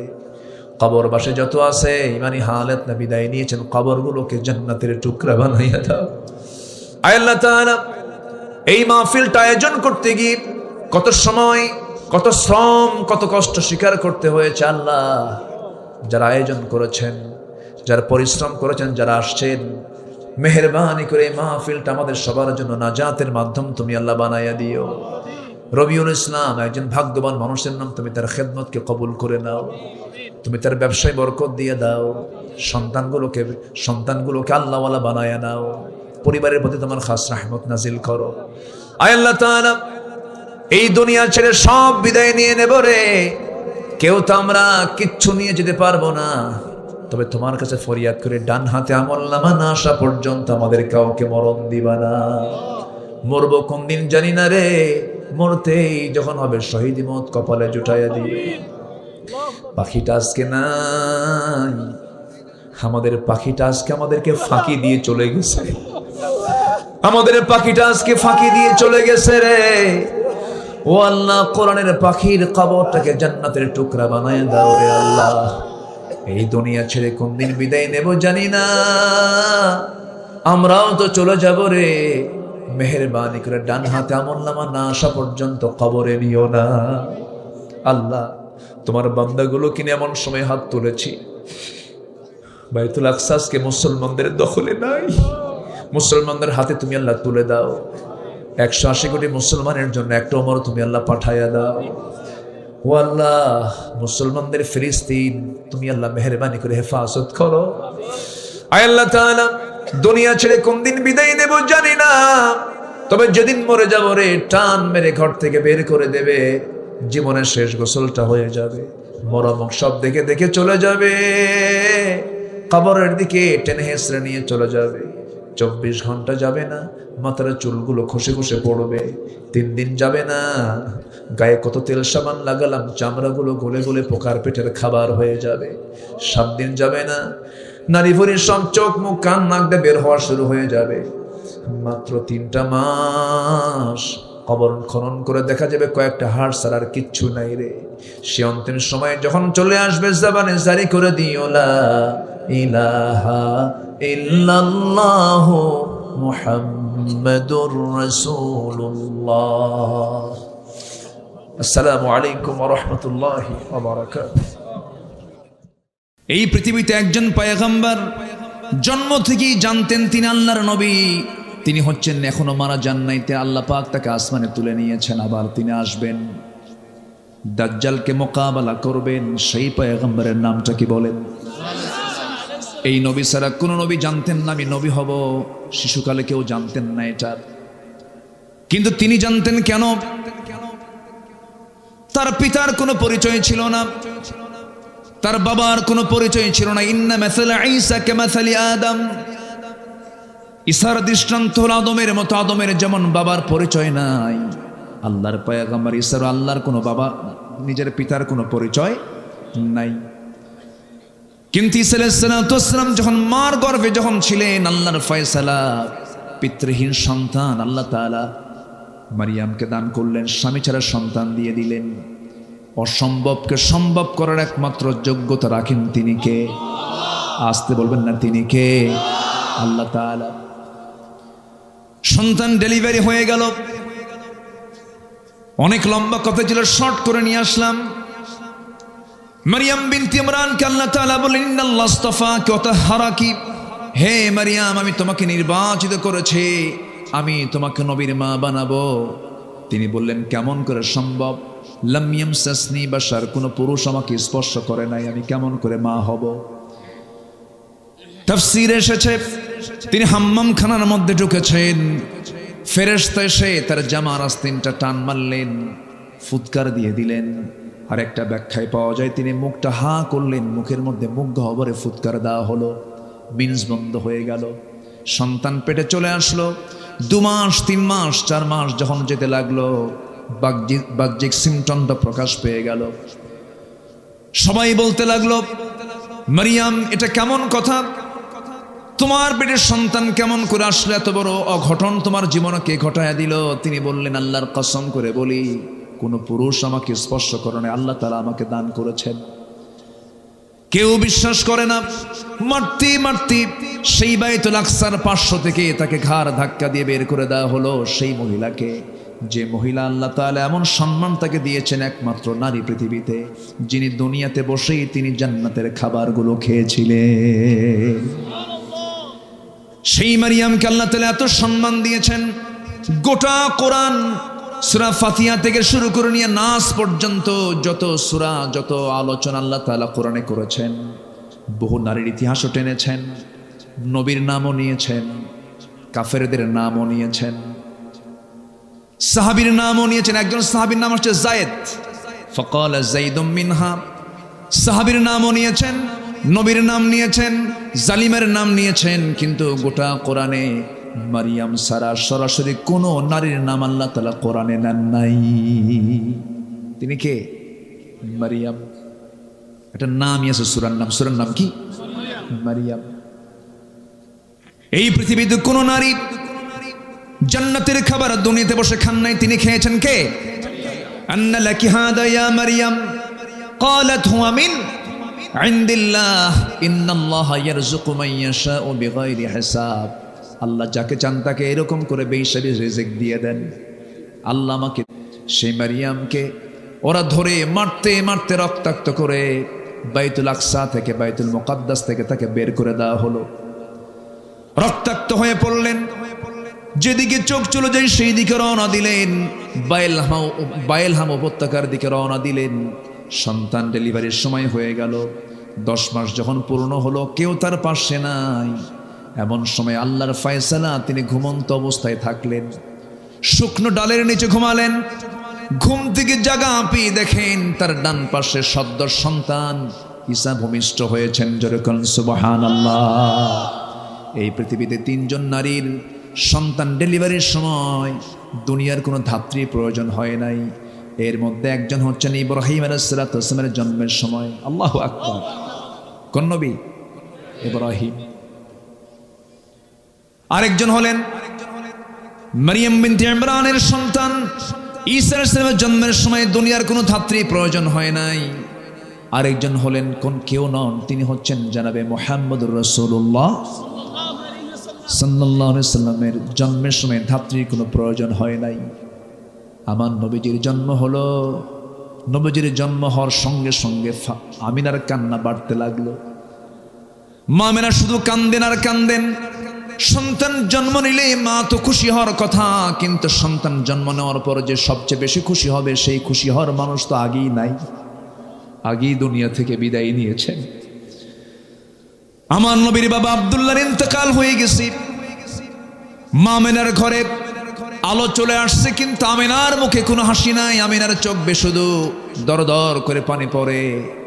আবু তালেব একদিন স্মৃতিচারণ করতে নিয়ে বলতেছে, ভাতিজা মোহাম্মদ শোনো, তুমি আল্লাহর নবী আমি বিশ্বাস করি, কিন্তু ঈমান আনতে পারতেছি না, ঈমান আনতে পারতেছি না। তুমি আল্লাহর পয়গম্বর আমার বিশ্বাস হয়, একটা স্মৃতিচারণ করি। ও আমার ভাতিজা মুহাম্মদ বিন আব্দুল্লাহ শোনো, তোমার যেদিন জন্ম হলো আমি খুব খুশি হয়েছিলাম। আমি তোমাকে দেখেছি, প্রত্যেক দিন তোমাকে দেখতে যাই, তোমার মার কাছে তুমি কোলে বসে থাকো। কিন্তু একদিন পূর্ণিমা রাতে যে দেখলাম তোমার মা তোমার সামনেই নাই, খেলা হাওমাও করে কান্দে। তোমার পাশে কেউ নয়, তুমি একা একা চাঁদনি আকাশের নিচে তোমাকে শুয়ে রেখেছে। তুমি একা একা চাঁদনি রাতের সেই চাঁদের দিকে তাকায় তাকায় তুমি একা একা শুয়ে আছো, তোমার মা কাছে আসতেছে না। সেই সময় আমি লক্ষ্য করে দেখলাম, ভাতিজা মুহাম্মদ তুমি চাঁদের দিকে তাকাচ্ছ, তোমার হাত ডান দিকে নাও, চাঁদও ডান দিকে যায়। তোমার হাত বাম দিকে নাও, চাঁদও বাম দিকে যায়। যখন তুমি তোমার 2 হাতটা দিয়া যখন নিচের দিকে টান মারো, চাঁদটাও কাছাকাছি চলে আসে। ও ভাতিজা মুহাম্মদ, আমি কি ভুল দেখছি না সঠিক দেখেছি? সঙ্গে সঙ্গে রাসূল বলছেন, চাচা আমার জন্মের পূর্বেই বাপ ইন্তেকাল করেছেন। আমার মার তো কষ্ট, আমার মা আমাকে কোলে নিলেই স্বামীর কথা মনে হয়ে যায়, বারবার হাওমাও করে কান্দে। আমার মামার কাছে আসতে পারে না, সেই জন্য আল্লাহ রাব্বুল আলামিন ওই সময়টা আকাশ খেলনা বানায় দিয়েছিলেন। জোরে বলি সুবহানাল্লাহ। মা আমিনা বলেন, আমার শিশু মুহাম্মদ যখন আমার গর্ভে ছিল, সেই গর্ভে থাকাকালীন আমি যখন কলসি ভরে যখন পানি আনতে যাব, কলসি হাতে নিয়েছি, যখন কূপের ধারে যেতাম দেখতাম উপচে পড়ে কূপের পানিগুলো পড়ে পড়ে যাচ্ছে। আমার দড়ি লাগতো না, টেনে পানি তোলা লাগতো না, উপচে পড়া পানি কূপের উপর দিয়ে সব ভেসে ভেসে পড়তো। মা আমিনা যখন রাস্তা দিয়ে হাঁটতেন, গোটা রাস্তা সুগন্ধে ভরপুর হয়ে যেত। বলা হলো, আমিনা তুমি রাস্তা দিয়ে হাঁটলে পরে সুগন্ধে ভরপুর হয়ে যায়। তার শাশুড়ি অর্থাৎ আমার নবীর দাদি বলতেছিলেন, তুমি যে রাস্তা দিয়ে হাঁটো এরকম সুগন্ধি ইউজ করো কেন, এটা তো উচিত না। মা শোনেন, আমার শিশু মুহাম্মদ যখন গর্ভে আসে, আমার শরীর থেকে সুন্দর সুঘ্রাণ শুরু হয়েছিল। যেরকম সুবহানাল্লাহ। 3 জন নারীর সন্তান ডেলিভারির সময় চুল পরিমাণ তারা কোনো কষ্ট ফিল করেন নাই, তারা টেরই পান নাই। আটা থেকে চুল টান দিলে যেমন টের পাওয়া যায় না, তাদের জন্মের সময় তাদের মারা তেমন কোনো টের পান নাই। ঈসা আলাইহিস সালাম ভূমিষ্ঠ হলেন। ঘুম থেকে জাগা পেয়ে দেখেন সদ্য সন্তান ঈসা আলাইহিস সালাম হাত পা নড়াচড়া করছেন। সন্তানকে কোলে নিলেন, আদর করলেন, স্নেহ দিলেন, চুমু দিলেন। গাছের দিকে তাকায় দেখেন শুকনো ডালটা সবুজ শ্যামলে রূপান্তরিত হয়েছে, ফলগুলো টসটসে পাকা পাকা ধরে আছে। ফলগুলো পারলেন, খেলেন, জীবনের শক্তি ফিরে পেলেন। কেউ তার পাশে নাই। দুধ পান করাচ্ছেন। 3টা দিন 3টা রাত চলে গেছে। বলা হলো, মারিয়াম মানুষের মাঝে চলে যাও, বাইতুল আকসায় চলে যাও, তোমাকে যেতে হবে। তিনি বলেন, কেমন করে যাব? আমি কেমন করে জবাব দেব? সবাই তোমাকে বলবে তুমি তো অসতী নারী, যার সন্তান তুমি সামনে নিয়ে আসছো। কেমন করে জবাব, কেমন করে কি প্রমাণ করব? সঙ্গে সঙ্গে বলা হলো, মারিয়াম কোনো কথা তুমি বলতে যাবে না, তোমাকে শেখায় দিচ্ছি। তোমাকে যখন প্রশ্ন করবে তখন তুমি বলবে, ক্বালাত ইন্নী নাযারতু লিররহমানি সাওমা। তুমি বলে দেবে, আমি একজন রোজাদার, আমি কোনো কথা বলবো না। যা বলার তোমরা আমার সন্তানের সঙ্গে বলো। সন্তানটার বয়স মাত্র কয়দিন? এই পৃথিবীতে দোলনায় থেকে নবজাতক বাচ্চা 3টা কথা বলেছে। কয়জন কথা বলেছে? এর মধ্যে একজনকে বলেন ঈসা আলাইহিস সালাম। ঈসা আলাইহিস সালাম দোলনায় তিনি কথা বলেছেন। সবাই মিলে যখন মারিয়ামকে যখন চতুর্দিক থেকে ঝেঁকে বসলো, প্রশ্নের বন্যা বয়ে যাচ্ছে। মারিয়াম, তোমার লজ্জা নাই, হায়া নাই, তোমার মধ্যে কোনো শরম টরম কিছু নাই? একটা যারো সন্তানকে সঙ্গে করে নিয়ে আমাদের মাঝে আবার কেমন করে দেখা করতে আসছো? তিনি কোনো কথা বললেন না। তার ওই সময় রোজাটা ছিল। ক্বালাত ইন্নী নাযারতু লিররহমানি সাওমা। আমি রোজাদার। তার রোজা হলো কথা না বলা। তার রোজা হলো কি? কথা না বলা। কথা না বলার রোজা আছে না নাই বলেন? আমরা যে রোজা রাখি, না খেয়ে রোজা রাখি, কিন্তু কথা না বলে থাকি, কথা বলি। কিন্তু আল্লাহ তাআলা কথাও না করে দিয়েছেন, কথা বলতে মানা করেছেন। কোন কথা বলেন? রোজা রেখে কি কথা বলতে মানা করেছেন? বাজে কথা। সে লোকে রোজা রাখার কোনো প্রয়োজন নাই। মাল্লাম ইয়াদা কাওলা যুর ওয়াল আমালা বিহি ফালাইসা লিল্লাহি হাজাতুন ফি আন ইয়াদা তুআমাহ ওয়া শারাবাহ। যে ব্যক্তি রোজা থেকে মিথ্যা বেহুদা কথা ছাড়তে পারলো না, তার রোজা রাখার কোনো প্রয়োজন নাই। তাহলে মানে কি? কথা না বলাও রোজা, আবার না খেয়ে থাকাও রোজা। তাহলে মারিয়ামের রোজা ছিল কি বলেন? কথা না বলা। আল্লাহর হুকুম পেলেন, তিনি কথা বললেন না। শুধু বললেন, আমি কোনো কথা বলবো না। ওই যে দোলনায় শুয়ে আছে নবজাতক, সে কথা বলবে। সবাই হাসে আর বলে, মারিয়াম ছিল আধা পাগলি, এখন হয়ে গেছে পুরা পাগলি। এরকম করে হেও করছে। কিন্তু দোলনায় থাকা ছোট্ট বাচ্চা নবজাতক ঈসা আলাইহিস সালামকে যখন নৌকোচায় যখন প্রশ্ন করেছে উপস্থিত লোকজন, বলছে, হে সন্তান, তোর পরিচয়টা কি? একজন নবী দোলনায় থেকেই জানতেন তিনি আল্লাহর নবী। তিনি কে বলেন? ঈসা আলাইহিস সালাম। তিনি কি বললেন? قال إني عبد الله آتاني الكتاب وجعلني نبيا। আমি হলাম আল্লাহর গোলাম। আল্লাহ পাক আমাকে ইনজিল কিতাব দিয়েছেন, আর আমার মা হচ্ছেন একজন নবীর মা। যেরকম সুবহানাল্লাহ, আমার মা একজন নবীর মা। এই নবীজি ঈসা আলাইহিস সালাম জন্ম থেকেই জানতেন তিনি আল্লাহর পয়গম্বর, কিন্তু সব নবী কিন্তু জানতেন না। ইব্রাহিম আলাইহিস সালাম নিজেও। ওই আয়াতটা প্রমাণ করে দেয়। তিনি যখন সূর্যের দিকে তাকালেন, নবুয়ত যখন পান নাই, তখন তিনি সূর্যকে দেখে বলছেন, ফালাম্মা রাআ আশ-শামসা বাযিগাতান ক্বালা হাযা রাব্বি হাযা আকবার ফালাম্মা আফালাত ক্বালা ইয়া কওমি ইন্নী বারীউম মিম্মা তুশরিকুন। জোরে বলুন আল্লাহু আকবার। সূরাতুল আনআম আয়াত নম্বর ৭৮। যখন তিনি সূর্যকে দেখলেন, সূর্য দেখে বলেন, এত বড় একটা সৃষ্টি, এটাই বুঝে আমার রব। এটাই তো সবচাইতে বড়। কিন্তু যখন এটা অস্তমিত হয়ে গেল তখন তিনি বললেন, না না, আমার রব তো অস্তমিত হওয়ার কথা নয়, আমি সম্পূর্ণ শিরক থেকে নিজেকে মুক্ত রাখলাম। জোরে বলি আল্লাহু আকবার। আমার ভাইয়েরা, অগ্নিপূজক কি বলে, একজন পত্তলিক পিতার সন্তান ছিলেন ইব্রাহিম আলাইহিস সালাম। সে নিজে মূর্তিগুলো বানাতো, সেই মূর্তিগুলো বানায় বাজারে বিক্রি করত। মূর্তি বানায় বাজারে বিক্রি করতো। রব বানাতো, আবার রব বাজারে বিক্রি হতো। মানে এমন রব নিজের হাতে বানায় আবার বাজারে বেচে দেয়। বাজারে কি করে? বেচে দেয়। সম্মানিত ভাইয়েরা, সেই পরিবারের সন্তানকে বলেন, সেই পরিবারের সন্তানকে তিনি কি বাপকে ফলো করেছেন? তিনি কি বাপকে ফলো করেছেন? ইসলামকে ফলো করতে গেলে প্রথম বাধা আসবে পরিবার থেকে। প্রথম বাধা আসবে কিসের থেকে বলেন?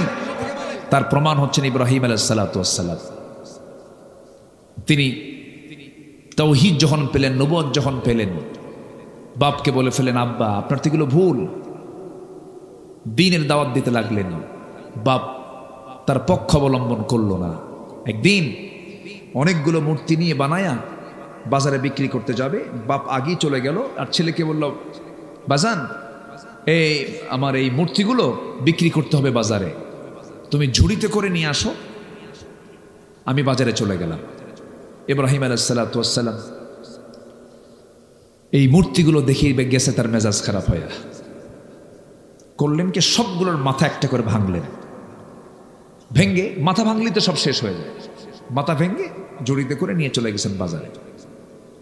সামনে রাখা মাত্র এই মাথায় হাত দিয়া তার বাপ আজর বলতেছে, ইব্রাহিম এগুলো কি করছো তুমি? সব তো ভেঙ্গে চুরমার হয়ে গেছে। কাব্বা আর বলেন না। আমি যখন এই মূর্তির ঝুড়ি যখন মাথায় নিলাম, দেখি ওদের মধ্যে গৃহযুদ্ধ শুরু।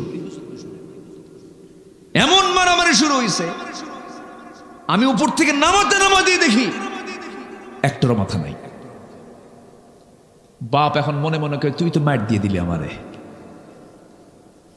মূর্তির যে কোনো শক্তি নাই, ক্ষমতা নাই, সেটা আমিও জানি। তুই তো আমার এমন কথা বললি, আমি এখন যদি বলি এটা কি সম্ভব?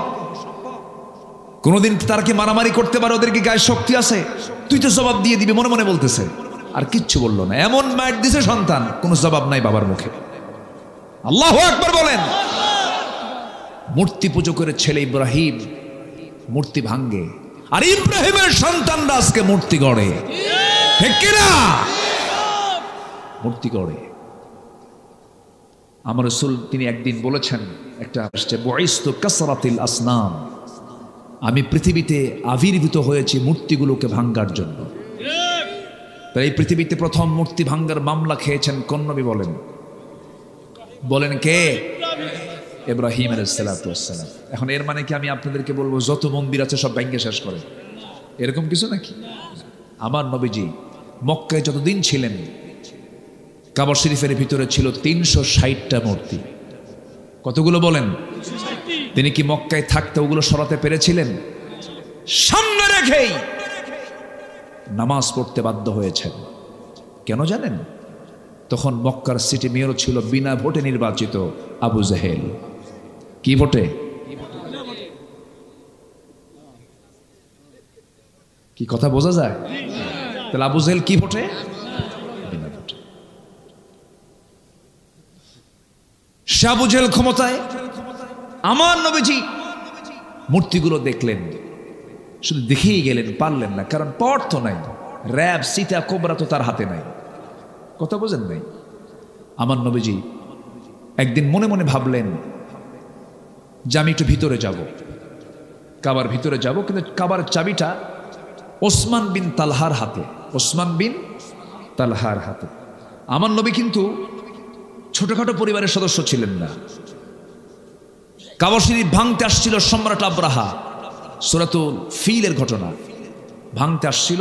সেই সময় আমার নবীর দাদা আব্দুল মুত্তালিবের 300 উট অপহরণ করে নিয়ে যায়। 300 উট যার দাদার থাকে, এত ফকির মানুষ, তাই না? ফকির মানুষ মানে অনেকগুলো উট আছে, এর মধ্যে 300 উট নিয়ে গেছে, আরো আছে। 300 উট অপহরণ করে নিয়ে যায়। সেই সময় সম্রাট আব্রাহা এসে, তার লোকজন এসে বলে আব্দুল মুত্তালিবকে, তুমি তো লিডার, তো তোমাদের ঘর তো ভাঙতে আসতেছে সম্রাট আব্রাহা, তো তোমার চিন্তা কি? আমার কোনো চিন্তা নাই এই ঘর নিয়ে। কি চিন্তা তোমার? আমার উট নিয়ে চিন্তা। কেন? ঘরের মালিক তো আমি না, আমি হলাম উটের মালিক। উট ফেরত দে, যার ঘর তিনি হেফাজত করবেন। আল্লাহু আকবার বলেন। কার দাদা কয়? কার দাদা? আমার নবীর দাদা। কথার লোড কত দেখেন। তার নাতি হচ্ছেন মুহাম্মদ সাল্লাল্লাহু আলাইহি ওয়াসাল্লাম। সম্মানিত ভাইয়েরা, কথা তো অনেক, এমন ইতিহাস আমাকে আজকে ধরে দিয়েছে, বহু কথা। কয়টা বলে? 3 দিন আমার হলে ভালো হতো। কথা বলছেন নাই? কোন দিক থেকে কোন দিক ধরি, কোন দিক দিয়ে শেষ করি, বহু কথা। কষ্ট পাচ্ছেন না তো আপনারা? বলি আলহামদুলিল্লাহ।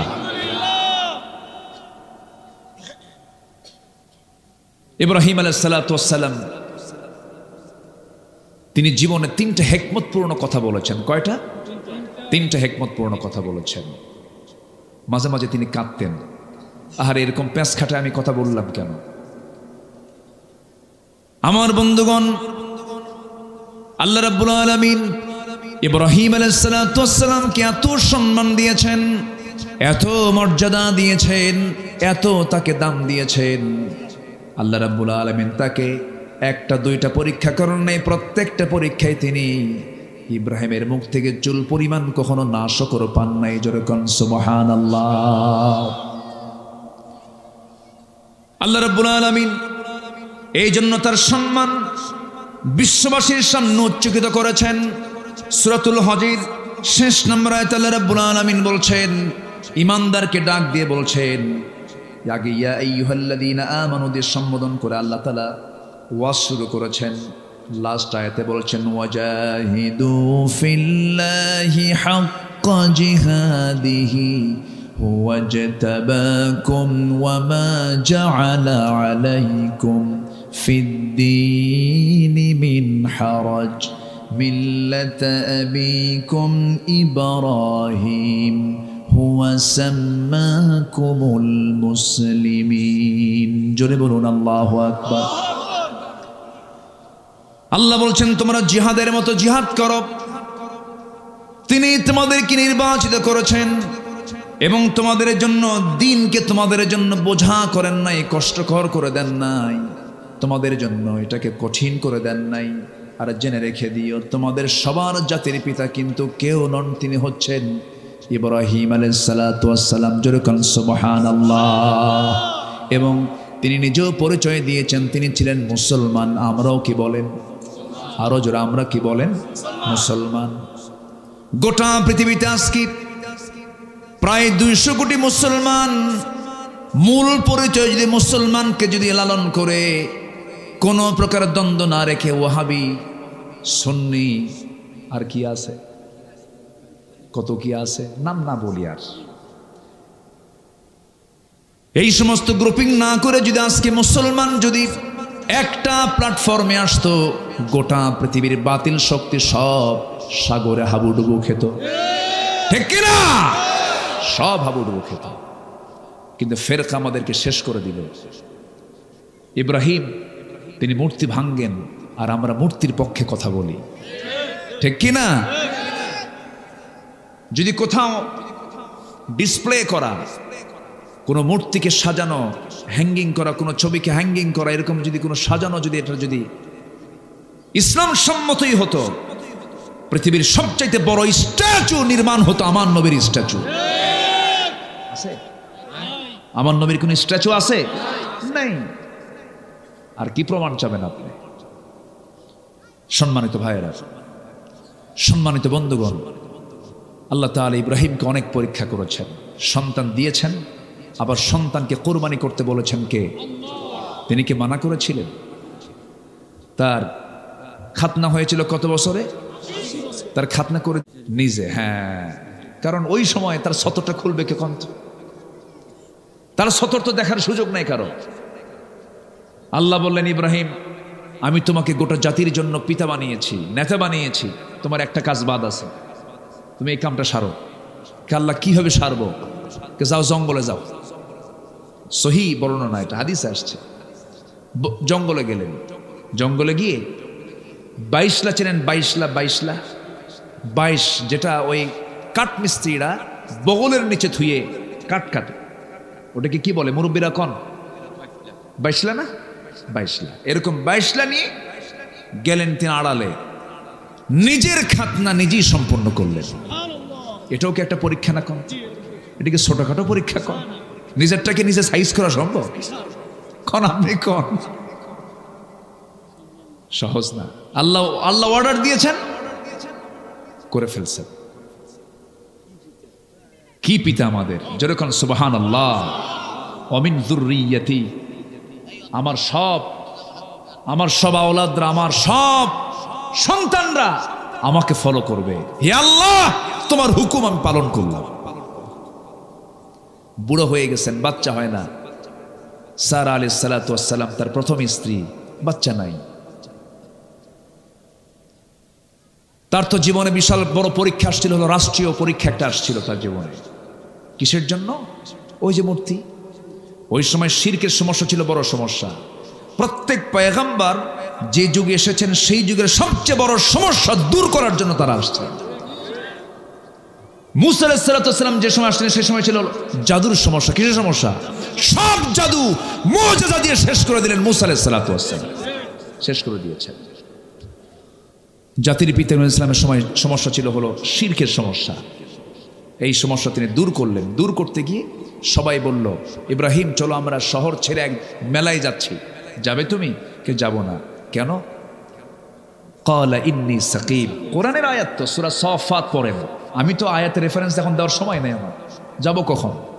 ক্বালা ইন্নী সাকিম, আমি তো অসুস্থ, আমি যেতে পারবো না। মানে কি অসুস্থ জানেন? মানসিক না, মানে তার অসুস্থতা হলো ভাঙবো কখন। কথা বললেন নাই? তার অসুস্থতা কি? শিরক সহ্য করতে পারতেছেন না। ইমানদার শিরককে সহ্য করতে, ইমানদার শিরককে সহ্য করতে পারে। তবে হ্যাঁ, ভুল বুঝবেন না আবার, হিন্দু ভাইদের মন্দির আমরা পাহারা দেব, হিন্দু ভাইদের প্রতিমাকে আমরা গালি দেব না।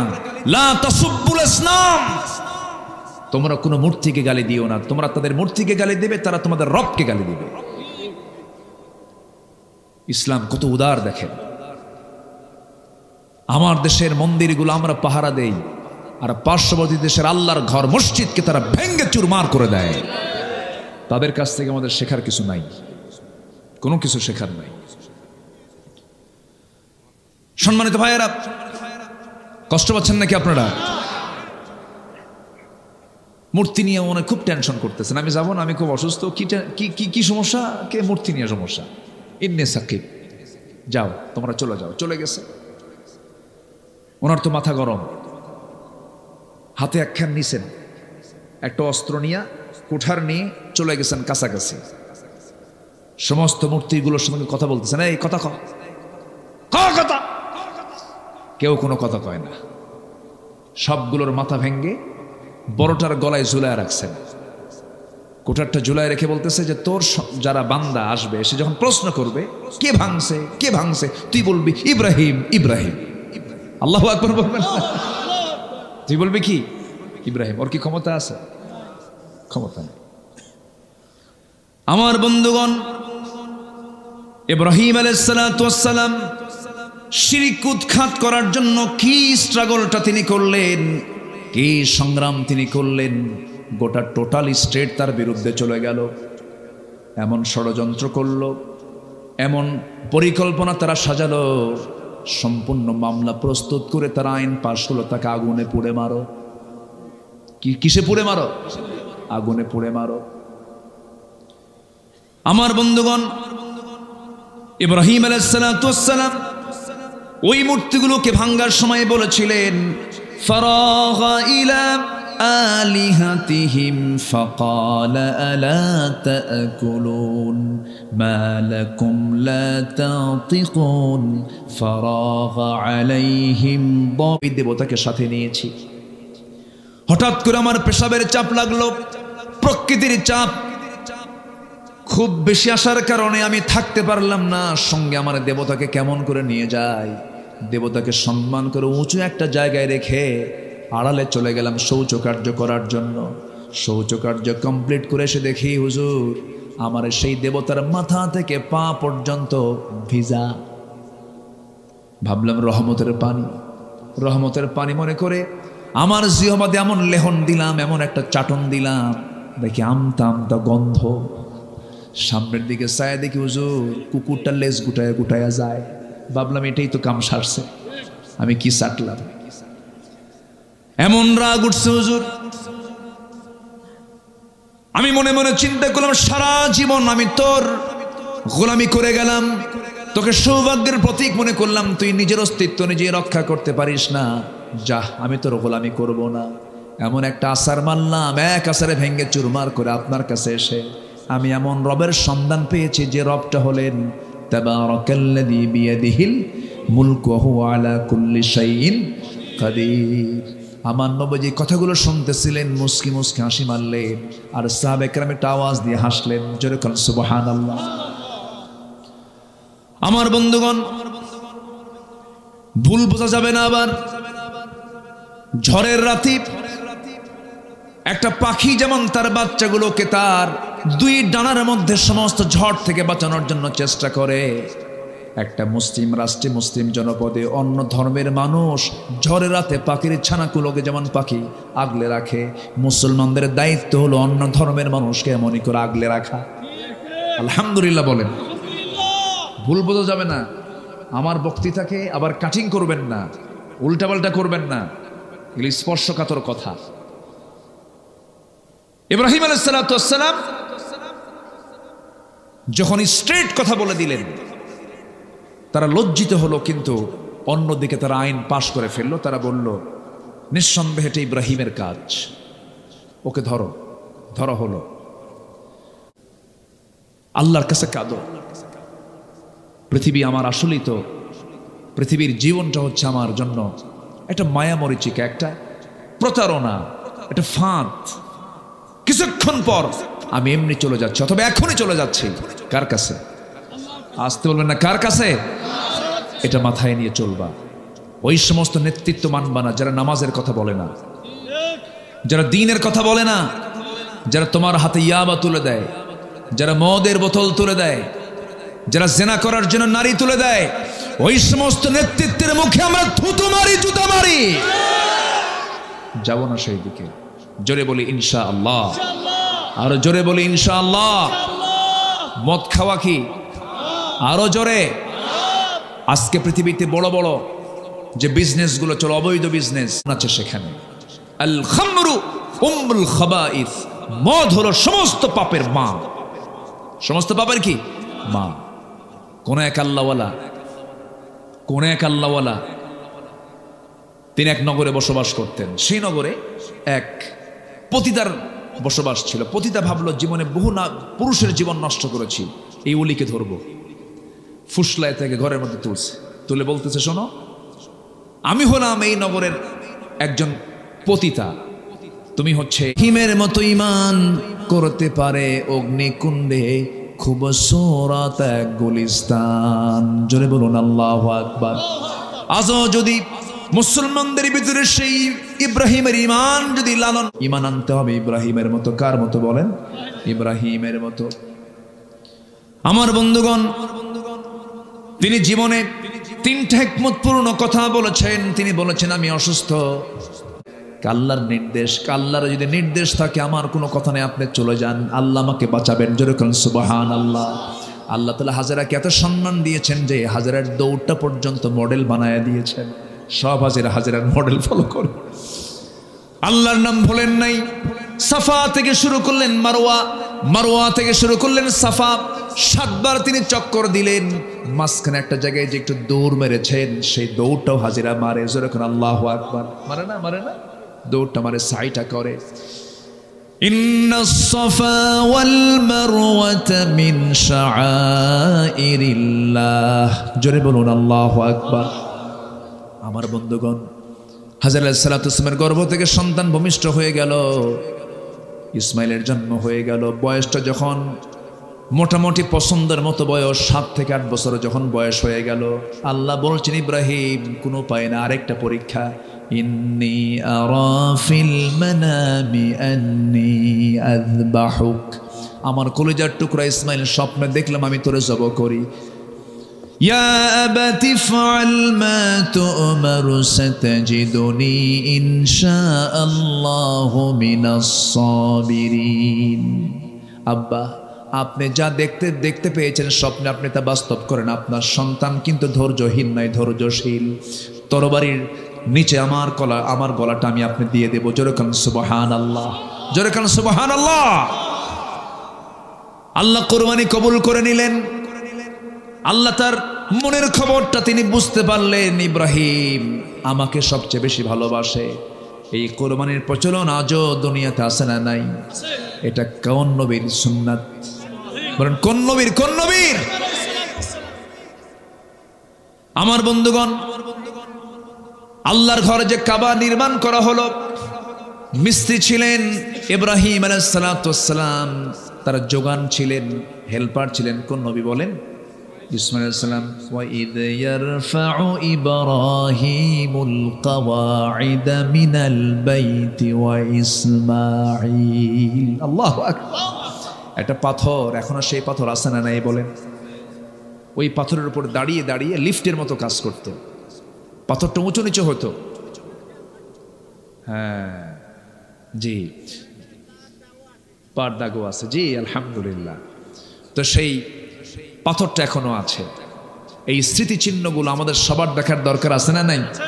আল্লাহ তুমি সবাইকে জীবনে একটাবার যাওয়ার তৌফিক দিয়ে দাও, অন্তত একবার যাওয়ার তৌফিক দাও। জোরে বলি আমিন। সব হজের মতো ইবাদতের সব স্মৃতি। আজকে সূরার নামও কি? হজ। হজের সাথে কোন নবীর সম্পর্ক বেশি বলেন? কোন নবীর সম্পর্ক বেশি? আল্লাহ তাআলা এই জন্য এই সূরার মধ্যেই শেষ আয়াতে বলেছেন মিল্লাতা আবিকুম ইব্রাহিম। আসুন সেই ইব্রাহিমের স্মৃতিকে আমরা লালন করি, তার ঈমানকে আমরা লালন করি, তার সুন্নাহকে আমরা ফলো করি। তিনি কি বলেছেন? শেষ পর্যন্ত সূর্য যখন অস্তমিত হয়ে যায়, বলে না এটা আমার রব নয়। তিনি ঘুরে দাঁড়িয়ে কি বললেন? সবাই আমরা বলি, আওয়াজ দিয়ে বলি, ইন্নী ওয়াজ্জাহতু ওয়াজহিয়া লিল্লাযী ফাতারাস সামাওয়াতি ওয়াল আরদা হানিফা ওয়ামা আনা মিনাল মুশরিকিন লা শারীকা লাহু ওয়া বিযালিকা উমিরতু ওয়া আনা আউয়ালুল মুসলিমিন। জোরে বলুন আল্লাহু আকবার। আয়াত ঠিক আছে না? হ্যাঁ ঠিক আছে। তো সম্মানিত ভাইয়েরা, তিনি কি বললেন? কোন দিকে আমার চেহারা ঘুরাবো না। আমি চেহারা ঘুরাবো কার দিকে? বলেন কার দিকে? রবের দিকে। এবং কোন শিরকের কাজে আমি অংশগ্রহণ করব না। শিরক থেকে আমি নিজেকে মুক্ত রাখলাম। আসুন সেই পিতা ইব্রাহিম আলাইহিস সালাতু ওয়াস সালামের আনিত সুন্নাহগুলোকে, তার আদর্শকে আমরা লালন করি, তার চেতনাকে আমরা লালন করি, সমস্ত কুফুর থেকে, শিরিক থেকে নিজেকে মুক্ত রাখার চেষ্টা করি। আল্লাহ তাআলা সেই তৌফিক সবাইকে দান করুন। আমরা সবাই নামাজ পড়ি তো নাকি? নামাজ কয় ওয়াক্ত বলেন তো? 5 ওয়াক্ত নামাজ পড়তে রাজি আছেন কারা? একটু হাত তুলে দেখেন তো। জোরে বলি ইয়া আল্লাহ, আমাদেরকে 5 ওয়াক্ত সালাত আদায় করার তৌফিক তুমি আল্লাহ দিয়ে দাও। জোরে বলি আমিন। আরো জোরে আমিন। হাত নামান। সম্মানিত ভাইয়েরা, মন তো চায় কথা বলি, রাতও হয়েছে অনেক, আর শেষ ক্লাসটা নেওয়া একটু কঠিন। আমরা যখন ছোটবেলায় যখন পড়তাম শেষ ক্লাস, প্রথম ক্লাস খুব মজা লাগে। শেষ ক্লাসের যখন স্যার ঢুকতো মনে হতো স্যার যাবে কখন, এরকম মনে হতো। শেষ ক্লাসটা নেওয়া একটু কঠিন। তো যাই হোক, আল্লাহ তাআলা যতটুকু সুযোগ দিয়েছেন বলেছি আমরা আমল করব। জোরে বলি ইনশাআল্লাহ। সবার কাছে আমি দোয়া চাই, সবাইকে আমার জন্য দোয়া করবেন না? আমিও দোয়া। আমার রবিউল ভাই কোথায়? পিছে পিছে থাকে কেন? আসেন। সম্মানিত ভাইয়েরা, এই ভাইটা এই মাহফিলের শুরু থেকে আজ পর্যন্ত কি স্ট্রাগল করে এই মাহফিলটা তিনি চালিয়ে যাচ্ছেন। আল্লাহ তুমি তাকে যোগ্যতার সাথে এই মাহফিলকে প্রতি বছর পরিচালনা করার তৌফিক তুমি আল্লাহ তাকে দিয়ে দাও। জোরে বলি আমিন। ওঠেন কেন? দোয়া করবেন না? দোয়া ছাড়া কি হয় বলেন তো? একটু বসেন, একটু বসেন, একটু বসেন। আমি জানি আপনার কষ্ট হচ্ছে, কিন্তু একটু কষ্ট করি, দোয়াটা আমরা করে যাই। আরেকটা ঘোষণা আমি আপনাদেরকে দিতে চাই, সেটা হলো, আমি বেশি লম্বা বলবো না, বেশি কিছু। একদিন আমরা সবকিছুর অনুকূল পরিবেশ ফিরে পাব। আগামীকালকের মাহফিল, যেটা শেষ রজনীর যে মাহফিল, কোন একটা কারণে, আমি কারণটা আমি ব্যাখ্যা দিতে চাচ্ছি না। আকলমন্দ ইশারা বাসাত, সচেতন ব্যক্তির জন্য ইঙ্গিতটাই যথেষ্ট। আমি লম্বা কোনো ব্যাখ্যা না, এবং আপনি কোনো কারণ জিজ্ঞাসাও দরকার নাই। বুঝে নেন, সময় আসবে। আমার নবীজি 13 বছর মক্কার কাবার ভিতরে মূর্তি রেখেই তিনি সেজদা দিয়েছেন। যখন সময় হয়েছে সরিয়ে ফেলেছেন, ঠিক কিনা? আগামীকালকের মাহফিল কোন একটা কারণে, অনিবার্য কারণে স্থগিত করা হয়েছে। আগামীতে আবারও যদি সুন্দর পরিবেশ আমরা ফেরত যদি পাই, আগামীতে আবার আমরা মাহফিলের সৌন্দর্য ফিরে আনার জন্য, আমি তো মনে করি শেষ দিনের মাহফিলটা হলো একটা আলাদা সৌন্দর্য। যাই হোক, হয়তো আল্লাহ এর মধ্যে কোনো একটা কল্যাণ রেখে দিয়েছেন, নিহিত আছে, কোনো টেনশন নয়। আমার বিশ্বাস আগামীর সূর্য হবে ইসলামের সূর্য। জোরে বলি ইনশাআল্লাহ। আপনি কিছু বলবেন? আপনি কিছু বলবেন? হ্যাঁ, আচ্ছা। اللهم آمين. ربنا ظلمنا أنفسنا وإن لم تغفر لنا وترحمنا لنكونن من الخاسرين. ربنا لا تزغ قلوبنا بعد إذ هديتنا وهب لنا من لدنك رحمة إنك أنت الوهاب. গভীরাত নিঝুম রাত, ঝিমানো রাত্রিতে হাজারো মুসলমান নরনারীকে নিয়ে তোমার খলিল ইব্রাহিম আলাইহিস সালামের জীবনে নিয়ে কিছু কথা বলেছি। তার জীবনের পরীক্ষা, ত্যাগ, কোরবানি নিয়ে কিছু আলোচনা করেছি। শেষান্তে সে কাঙ্গাল ভিখারীর মতো দুটো হাত পেতে আছে। আল্লাহ, গুনার দিকে নজর দিও না। বান্দা মনে করে তামাম জীবনের সমস্ত গুনাহগুলোকে মাফ করে দাও। জনম দুঃখী বাপ জান যারা চলে গেলেন, জিন্দেগির গুনাহগুলো মাফ করে দাও। কবরগুলোকে জান্নাতের টুকরা বানাইয়া দাও। অনেক আলোচনা শেষ করে বাড়ি ফিরে যাব রে। বাড়িতে ফিরে গিয়ে সব দেখবো, কিন্তু মাকে পাবো না। যেই মার চেহারার দিকে তাকালে হজের সওয়াব পাওয়া যায়, বরকত নাজিল হয়ে যায়, সেই বরকতি মা, সেই বরকতি বাপ যারা চলে গেল, জিন্দেগির গুনাহগুলো মাফ করো, কবরগুলোকে জান্নাতের টুকরা বানাইয়া দাও। আব্বা আম্মার জন্য কি দোয়া তাও শিখিয়ে দিয়েছ।